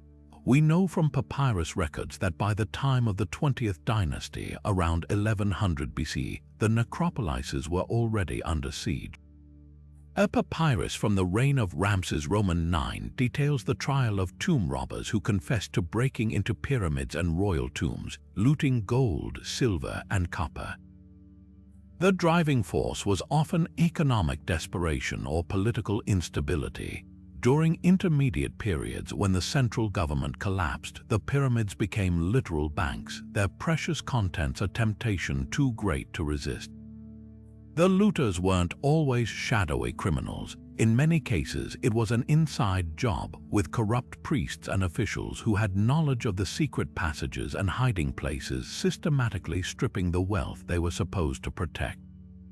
The possibility that something somewhere remains untouched is the dream that fuels every modern Egyptologist. The discovery of the so-called Big Void within the Great Pyramid by the Scan Pyramids project is the strongest evidence that we may not have found everything. This massive hidden chamber, detected through muon tomography, could be a structural feature, or it could be something far more exciting, a sealed, relieving chamber that also served as a hidden repository. If the architects were clever enough to build such a precise structure, they were certainly clever enough to incorporate a blind room, a chamber with no entrance, designed from the outset to be inaccessible and thus safe from any thief. The contents of such a chamber would be beyond our wildest dreams. It could contain the original burial of Khufu, surrounded by his full regalia. It could hold the ritual objects described in the pyramid texts. Or, most tantalizingly, it could contain the Hall of Records, the original scrolls and plans that explain why and how this impossible building was made.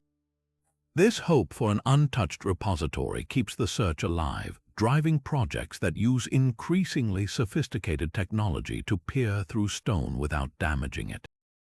The fantasy isn't just about finding gold, it's about finding context. One intact chamber, one single sealed room, could provide the Rosetta Stone for understanding the entire Giza Plateau, finally replacing our speculation with certainty and giving voice to the silent, empty spaces that have kept their secrets for over 4,000 years. Now we descend from the grand celestial alignments and architectural mysteries into the pitch-black, claustrophobic reality of the pyramid's construction.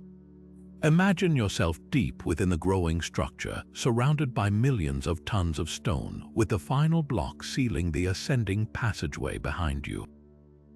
The air is thick with limestone dust, and the outside world is completely gone. There is no sunlight, no breeze, and most critically, no natural light whatsoever. Here, in this absolute darkness, workers were expected to perform some of the most precise carving and fitting in human history. How did they see their work? The complete absence of soot stains on the ceilings and walls of the interior chambers rules out the use of torches or oil lamps, which would have left undeniable evidence. This creates a fascinating and very practical puzzle. How did they light their way? The most widely accepted and elegantly simple theory involves the clever use of reflected sunlight. The ancient Egyptians were master craftsmen with highly polished copper tools, and they certainly understood the principles of reflection. They could have constructed large, flat mirrors made of polished copper, bronze, or even speculum metal, a highly reflective alloy of copper and tin. A chain of workers could have been stationed at intervals along the corridors and shafts, strategically angling these mirrors to bounce sunlight deep into the heart of the pyramid, like a sophisticated game of celestial ping-pong. This method would have provided a clean, steady, and breathable source of light without any smoke or soot. Experiments with replica copper mirrors have shown that this is entirely feasible, casting a surprising amount of light over long distances if the mirrors are perfectly aligned and kept highly polished. However, this mirror theory runs into a significant logistical problem once the exterior casing stones were placed, sealing the pyramid and cutting off all external light sources. The final stages of work in the king's chamber, including the meticulous polishing of the granite walls and the placement of the sarcophagus, would have been conducted in total isolation from the sun. This has led to alternative proposals involving chemical luminescence. The ancient Egyptians had access to a variety of natural resources that could be used to create light. For instance, they might have burned certain types of resin or oil that produced a very clean flame with minimal smoke. They could have used bioluminescent organisms, though sourcing enough to light a massive construction site seems impractical. Another possibility is the use of a chemical reaction. Some researchers have pointed to a recipe from a much later period, but one that might have ancient roots, involving a mixture that could produce a faint, glowing light for a short time. While there's no direct evidence for this, it remains a plausible, though speculative, solution for the final, sealed-in work. The most controversial theory, one that firmly resides on the fringe of archaeology, points to a handful of enigmatic reliefs from later temples, most notably at Dendera, that some interpret as depicting ancient electrical technology. These carvings show what look like large, bulb-like objects with snakes inside them, connected to a box by a cable and held up by a pillar that some say resembles an high-voltage insulator. Proponents of this idea suggest these are illustrations of crux tubes or even simple light bulbs, and that the Egyptians possessed a form of archaic electrical lighting, perhaps using batteries similar to the Baghdad battery found in Mesopotamia. They argue this could explain the total lack of soot. Mainstream Egyptologists overwhelmingly dismiss this interpretation, explaining the Dendera reliefs as symbolic representations of the Egyptian creation myth, with a bulb actually being a lotus flower from which a snake deity is emerging, a common motif.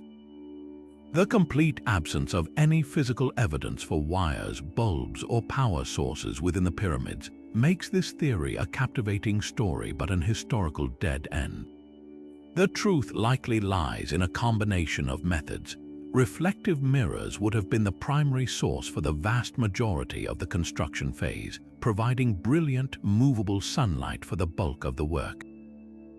For the final stages inside sealed chambers, workers may have relied on carefully managed oil lamps with wicks tuned to minimize smoke, or they could have used large, reflective sheets of metal to magnify the light from a single, clean source. The mystery persists precisely because their solution was so effective and left no trace. It showcases a forgotten level of practical ingenuity, where solving the simple problem of light was just another day's work for the architects of the impossible. Their illumination method is as invisible to us as the dark they conquered, a testament to their ability to engineer solutions that were both brilliantly simple and completely effective. But this staggering number, 2.3 million, is far more than just a measure of quantity. It's a numerical totem that has become a playground for mathematical mystics and serious researchers alike, inviting a deep dive into the realm of sacred geometry and cosmic coincidence. The sheer scale of the count seems to beg for a deeper meaning, and many have found that when you begin to play with the number, applying various mathematical operations, it starts to spit out figures that are eerily familiar. For instance, if you take the estimated number of blocks and multiply it by the average weight, you get a total mass that some theorists have linked to estimates of the Earth's mass, divided by a specific large number. Others have found that dividing the number by other constants yields figures close to the number of seconds in a day or the precessional cycle of the Earth. The list of potential correlations is long, complex, and for many, compelling evidence of a grand design. One of the most persistent numerical games involves pi and the golden ratio phi. We've already explored how the pyramid's dimensions incorporate these constants, and the block count is often pulled into this web of numbers. Some researchers propose that the total number of blocks was deliberately chosen to interact with the pyramid's height and perimeter in a way that reinforces these mathematical relationships, creating a multi-layered encoding of universal constants. The number itself, 2.3 million, can be factored and manipulated in ways that produce sequences related to planetary orbits or the Earth's circumference. To those who subscribe to this view, the pyramid is not a tomb but a stone calculator, its very construction based on a numerical blueprint meant to preserve advanced knowledge of mathematics and astronomy for future generations, or perhaps for a divine audience.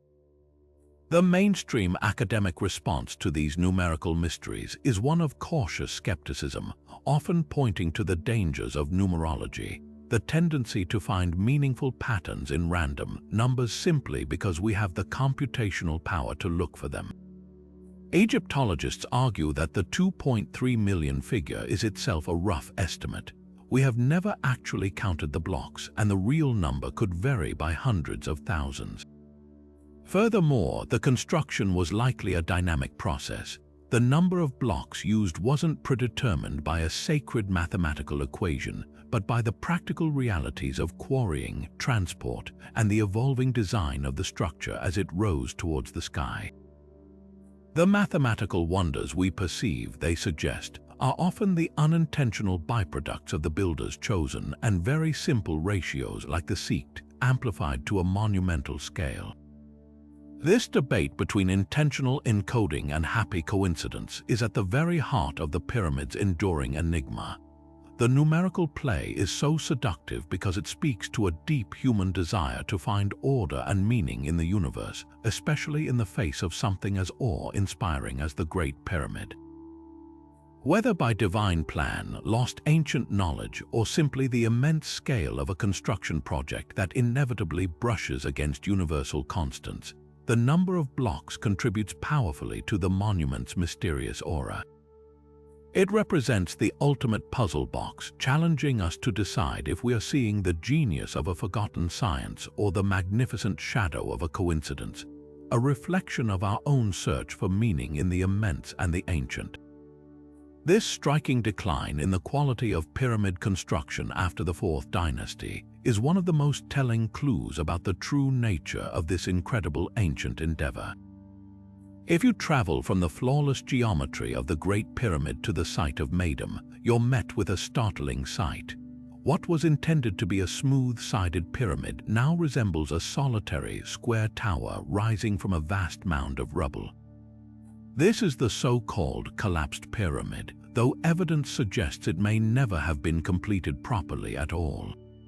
Similarly, at Dashur, you can see the clear desperation in the bent pyramid, where the architects midway through construction realized their chosen angle was too steep and unstable, forcing them to abruptly change the slope, creating the distinctive bent shape that gives the pyramid its name. These are not the works of confident masters, they are the experiments of a culture struggling to hold onto a technology that was slipping through their fingers. So what caused this rapid technological backslide? The most compelling explanation is a catastrophic loss of the very knowledge that made the Giza pyramids possible. The precision engineering of Khufu's monument wasn't just about having a large workforce. It was about a small, elite core of master architects, stonemasons, and astronomers who possessed secrets passed down through generations.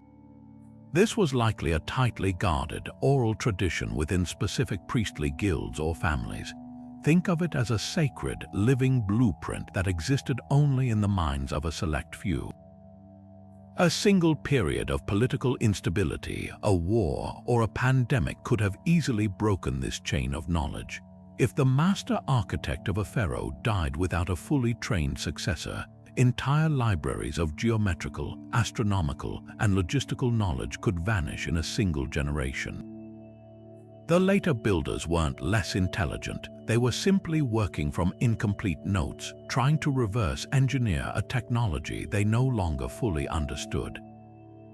Economic and political pressures also played a devastating role. The Fourth Dynasty represented the absolute peak of centralized pharaonic power. The state could commandeer virtually the entire economy, massive labor forces, vast agricultural surplus to feed them, and control over distant quarries and trade routes for precious materials like cedar and copper. This level of control was not sustainable. Later dynasties faced competing priorities, smaller budgets, internal strife, and perhaps a population growing weary of the immense burden of these construction projects. You can see this economic strain literally written into the stone of later pyramids. Instead of using massive, finely cut limestone blocks throughout, builders began to use a cheaper, faster method, constructing a framework of quality stone and then filling the core with rough, unmortared rubble, gravel, and sand. This shortcut might have saved time and resources initially, but it led to structural instability, causing many later pyramids to collapse inward over the centuries, leaving behind the sad piles of debris we see today. A crucial shift in religious belief and royal priority offers another layer of explanation. For the fourth dynasty pharaohs, the pyramid was the singular, all-consuming national project, the ultimate machine to guarantee their divinity and resurrection. The entire identity of the state was invested in its success. Over time, the religious focus began to evolve. The power and wealth of the priesthoods of gods like Ra and Ammon grew, and the emphasis may have shifted from the pharaoh's own monolithic tomb to the funding of elaborate temples and their daily rituals. The pyramid complex itself became more elaborate, with larger mortuary and valley temples, diverting resources and artistic attention away from the sheer perfection of the central pyramid. The goal was no longer just building a perfect geometric beacon to the heavens, but creating a larger ritual landscape. This diffusion of effort meant that the obsessive focus on the pyramid's precision, which defined the fourth dynasty, was inevitably lost. The decline is not just a story of failure, it's a powerful testament to the astonishing, almost anomalous, peak achieved during the reign of Khufu and his immediate successors. It suggests that the perfection of the Giza pyramids was not the inevitable product of a long, steady progression of technological improvement. Instead, it was a brilliant, fleeting moment when an unprecedented concentration of political power, economic resources, and most importantly, a complete and unbroken chain of advanced knowledge all converged. It was a golden age of engineering that the Egyptians themselves could never quite replicate, proving that their greatest monuments were not just products of brute force, but of a fragile and irreplaceable wisdom that once lost was gone for good. Standing guard at the foot of the Giza Plateau, the Great Sphinx presents a face of serene power, its lion's body and human head seemingly an eternal companion to the three great pyramids behind it. For centuries, we have assumed they were all part of a single grand fourth dynasty building project commissioned by the pharaohs Khafre or Khufu. But this seemingly obvious relationship is now one of the most fiercely debated mysteries in Egyptology, forcing us to question whether this iconic trio was always together or if the Sphinx is the lone, weathered survivor of a much older world around which the pyramids were later built. The conventional view, taught for generations, places the Sphinx firmly in the reign of Khafre around 2500 BC. Proponents of this timeline point to the apparent alignment of the Sphinx's causeway directly with Khafre's Valley Temple, suggesting a unified architectural plan. Furthermore, the face of the Sphinx, though heavily eroded, is often said to bear a resemblance to statues of Khafre, sharing the same broad cheekbones and strong jawline. This theory presents a neat, logical package, a single pharaoh overseeing the construction of his pyramid, his funerary temple, and a colossal guardian statue to watch over the entire complex for eternity. It paints a picture of a centralized, powerful state executing a master plan. However, this tidy narrative begins to unravel when you examine the stone itself. The most compelling challenge comes from the field of geology. Geologist Robert Schoch, after detailed on-site studies, presented a startling conclusion. The pattern of erosion on the Sphinx and the walls of its enclosure does not match the primary weathering force of the last 4,500 years, wind and sand. Instead, he observed deep, rolling, vertical fissures and undulating channels that are classic signatures of water erosion, specifically from heavy, prolonged rainfall. The problem is simple. The Giza Plateau has been an arid desert for the last 5,000 years. The last time the region experienced significant rainfall capable of causing such erosion was during the Neolithic subpluvial, a wet period that ended around 5000 to 3000 BC. This geological evidence suggests the Sphinx could be thousands of years older than the accepted timeline, potentially dating back to a time when the Sahara was a green savanna. This theory of great antiquity forces a radical reimagining of the entire Giza complex. If the Sphinx is far older, then the pharaohs of the fourth dynasty may not have been its original builders but its restorers. They could have discovered an already ancient, weathered monument, perhaps originally bearing the head of a lion, symbolizing the constellation Leo, and recarved the head into their own likeness. This would mean the entire plateau was a sacred site long before the first pyramid was ever conceived. The pyramids, with their precise astronomical alignments, might then have been carefully positioned around this pre-existing powerful sentinel, integrating it into a new celestial blueprint. This idea transforms Giza from a single-generation construction site into a location of layered significance, built and rebuilt over millennia. Beyond the debate over age, the symbolic and functional connection between the Sphinx and the pyramids is profound. Many researchers see them as parts of a single, intricate machine designed for astronomical observation and spiritual transformation. The Sphinx is not just randomly facing east, it gazes directly toward the point on the horizon where the sun rises on the spring equinox. In ancient Egyptian cosmology, this was a moment of powerful renewal and balance. Furthermore, during the era of 2500 BCE, if you stood between the Sphinx's paws on the day of the summer solstice, you would have witnessed the sun setting directly between the two largest pyramids, Khufu and Khafre. This alignment is unlikely to be a coincidence. This has led to theories that the entire Giza complex is a massive, stone-based astronomical calendar. The Sphinx representing the constellation Leo, the pyramids representing Orion's belt, and the Nile representing the Milky Way, would have created a perfect mirror of the heavens on Earth at a specific point in time. The complex may have been designed to track the precessional cycle of the equinoxes, the slow, 26,000-year wobble of Earth's axis. The Sphinx, as the equinox guardian, would have marked the passage of these vast astronomical ages, with each constellation rising behind it at dawn serving as a marker of a new era. This elevates the site from a mere necropolis to a sacred observatory and a permanent clock built to measure time on a cosmic scale. The original purpose of the Sphinx, therefore, remains shrouded in the same mystery as the pyramids. Was it primarily a guardian statue, its fierce presence meant to ward off evil spirits from the sacred tombs? Was it a solar symbol, its lion body associated with the sun god and its eastward gaze honoring the daily rebirth of the sun? Or was its function more active? The discovery of chambers and tunnels beneath and around the Sphinx has fueled speculation that it might mark the entrance to a hidden hall of records, a repository of knowledge from a lost civilization that the later Egyptians venerated and built upon. The unresolved debate over its age and origin means we cannot be sure if it is the contemporary neighbor of the pyramids or their ancient, stone-faced ancestor, silently holding secrets from a forgotten age. But this monumental effort wasn't just about moving stone. It was about moving mountains of bread, rivers of beer, and entire communities of people.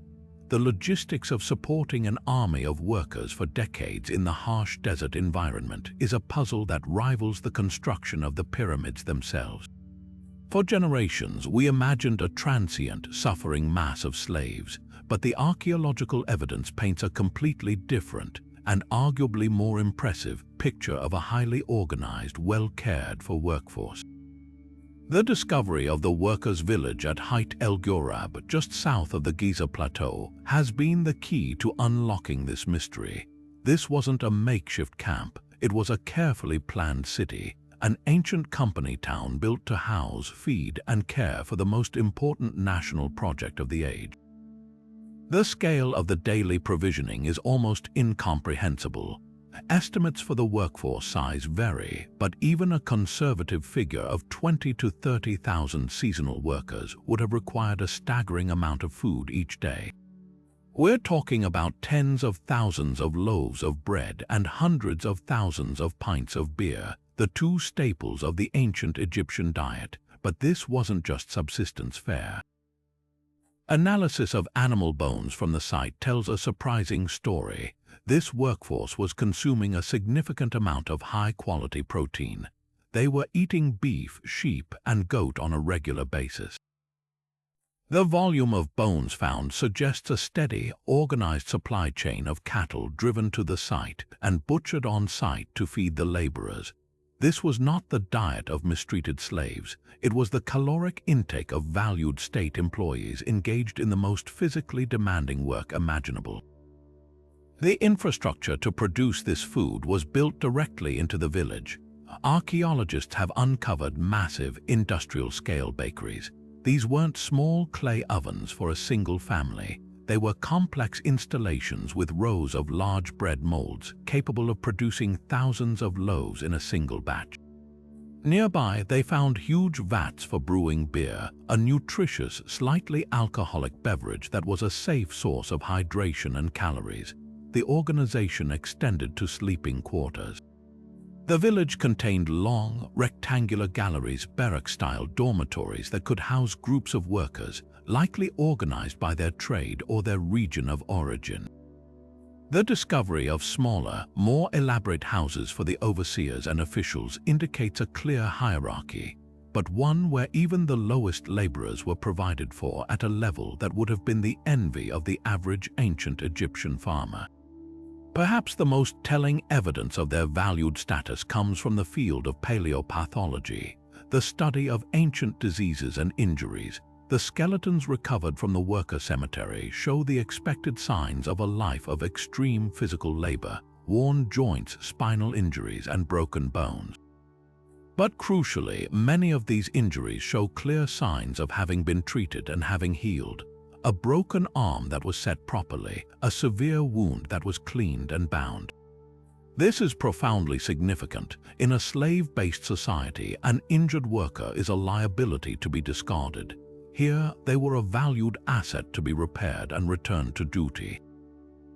This points to the presence of some form of medical care, individuals with knowledge of setting bones and treating wounds, ensuring the workforce remained as functional as possible. The debate now is less about their treatment and more about the mind-boggling logistics of it all. How was this entire economy supported? The answer lies in the agricultural powerhouse of the Nile Valley. The Egyptian state likely operated a form of tax in kind, where a portion of every farmer's harvest, the grain, the livestock, the produce, was collected and redistributed by the central government to fund state projects. During the annual inundation, when the Nile flooded its banks and farming was impossible, this vast pool of agricultural labor was available for corvée duty, a form of national service.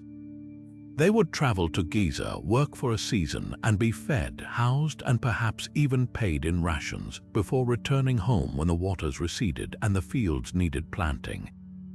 This system turned a period of agricultural downtime into a massive, coordinated construction season, leveraging the entire kingdom's resources to achieve the impossible. The pyramid was not just built with stone, it was built with the collective surplus of an entire nation, meticulously managed and delivered to the desert's edge. Yet for all the promise of this cosmic ray X-ray vision, the data it provides is frustratingly indirect. A muon scan doesn't deliver a photograph. It generates a low-resolution density map, a ghostly negative image where areas of less density appear as fuzzy, indistinct blobs. The big void above the Grand Gallery is a perfect example. We know it's there. We know it's big, over 30 meters long, but we don't know its precise shape, its purpose, or what, if anything, it contains. Is it a single grand gallery or a series of smaller chambers stacked atop one another? Are its walls smooth or rough? Does it contain artifacts, or is it truly empty, a structural feature designed solely to redistribute weight? The muons tell us the what and the where, but they stubbornly refuse to reveal the why. This has created a unique form of archaeological torture, knowing with near certainty that a significant discovery is literally within reach, hidden behind a few meters of stone, yet being utterly powerless to access it without potentially causing irreversible damage. This tension between discovery and preservation has led to a slow, meticulous dance of exploration. authorities rightly prioritizing the conservation of these 4,500-year-old World Heritage Sites over the satisfaction of our curiosity, are reluctant to approve any invasive drilling. The search is on for even more advanced non-invasive technologies. Projects are now experimenting with combining muography with other techniques like 3D simulation and ultra-sensitive gravitational field measurements, hoping to triangulate a clearer picture of the void's internal architecture. The goal is to one day have a virtual model so precise that we could take a digital walk through the chamber before ever making a physical hole. But until that technology is perfected, we are left in an agonizing state of limbo, staring at the shadows on the cave wall and imagining the treasures they might represent. Into this vacuum of certainty, speculation naturally rushes. The most tantalizing theory is that these hidden spaces could be the legendary Hall of Records. This mythical library, alluded to in ancient texts and by esoteric traditions like Hermeticism, is said to contain the lost knowledge of a sophisticated antediluvian civilization, perhaps even Atlantis. Proponents suggest that the builders of the pyramids, foreseeing a future cataclysm, encoded their advanced understanding of astronomy, geometry, and history into the very dimensions of the structure, and then sealed the original, unabridged records in a hidden chamber for a future age to discover. The idea is that we are not yet spiritually or intellectually ready for this knowledge, and that it will only be revealed when humanity has evolved enough to understand it. While mainstream Egyptology dismisses this as pure fantasy, the persistent lack of any original burial evidence or builders' records inside the known chambers keeps the legend alive. The existence of a massive, unexplored void makes the impossible suddenly seem just improbable enough to be endlessly captivating. Other anomalies point to more than just empty space.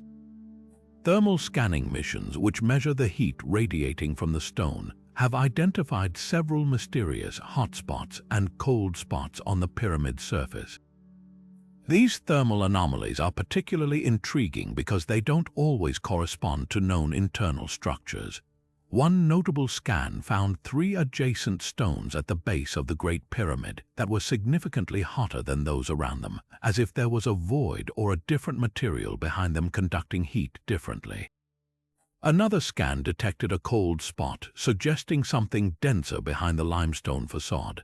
These thermal clues are like the pyramid running a slight fever, hinting at an internal condition we cannot yet diagnose. They could indicate previously unknown passages, pockets of different types of stone, or even metal objects hidden within the masonry, each possibility opening a new thread in the tangled web of the pyramid's design. The most frustrating aspect of these technological revelations is that they haven't solved mysteries, they've multiplied them. Each new scan seems to add another question to the list. We went from wondering about the known chambers to now puzzling over the big void, the North Face chevron anomaly, and a host of thermal inconsistencies. We have more data than ever before, but it's a siren song of incomplete information, a collection of tantalizing clues without a resolution. This has perhaps inevitably fueled whispers of intentional secrecy. Some speculate that the Egyptian authorities already know what is inside these voids through secret, unreleased scans and are deliberately withholding the information, perhaps to protect the tourism industry or to avoid destabilizing religious and historical paradigms. While these conspiracy theories are compelling narratives, the reality is likely far more mundane, a profound and admirable caution, a commitment to preserving these ancient wonders for future generations, even if it means we must live with the agony of the unknown. The anomalies remain, therefore, the pyramid's ultimate tease, a promise of answers held just out of reach, ensuring that the greatest riddles of the ancient world are still waiting to be solved. And so we arrive at the final, overarching mystery that ties all the others together. Why did this incredible era of pyramid building, this perfect storm of ambition and engineering, last for such a brief, dazzling moment in history? The Great Age of the massive stone pyramids was almost exclusively an Old Kingdom phenomenon, a firework that burned brilliantly for a few centuries and then was suddenly and seemingly permanently extinguished. After the 6th dynasty, pharaohs largely abandoned these colossal desert monuments in favor of hidden, rock-cut tombs in the Valley of the Kings. This wasn't a gradual decline in skill, it was a complete and total shift in strategy, as if the very idea of building a mountain to the sky had lost all its power. Unraveling the reason for this sudden stop is perhaps the key to understanding everything. A compelling theory points to a dramatic and irreversible change in the very climate of Egypt itself. The Old Kingdom, particularly the 4th dynasty, existed during a time known as the Neolithic subpluvial, a period when North Africa was significantly wetter. The Sahara was not a desert but a green savanna with lakes, rivers, and abundant vegetation. This greener climate would have been absolutely critical for supporting the massive workforce required for pyramid construction. A larger agricultural surplus meant more food could be diverted from farmers to feed the laborers. A more hospitable desert meant easier travel for quarrying and transport.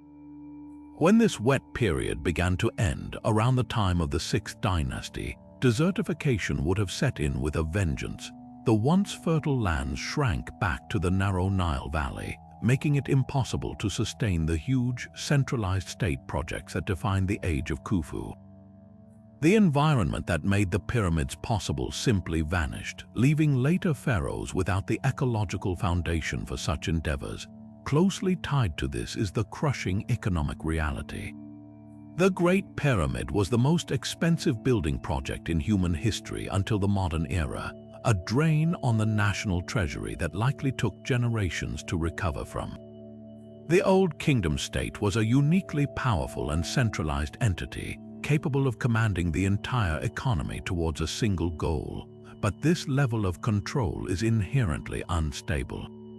The later dynasties saw the rise of powerful provincial governors and a strengthening priesthood, factions that diluted the pharaoh's absolute power and control over resources. The treasury was no longer the sole property of the king, it had to be shared. Funding a new pyramid on the scale of Giza would have bankrupted the state and likely sparked widespread rebellion. The hidden tombs of the Valley of the Kings were, by comparison, incredibly cheap and secure. They represented a pragmatic retreat from unsustainable grandiosity. This economic shift was accompanied by a profound revolution in religious beliefs. In the early Old Kingdom, the pharaoh was not just a link to the gods, he was considered a god himself on earth, and his pyramid was the machine that would ensure his divine resurrection.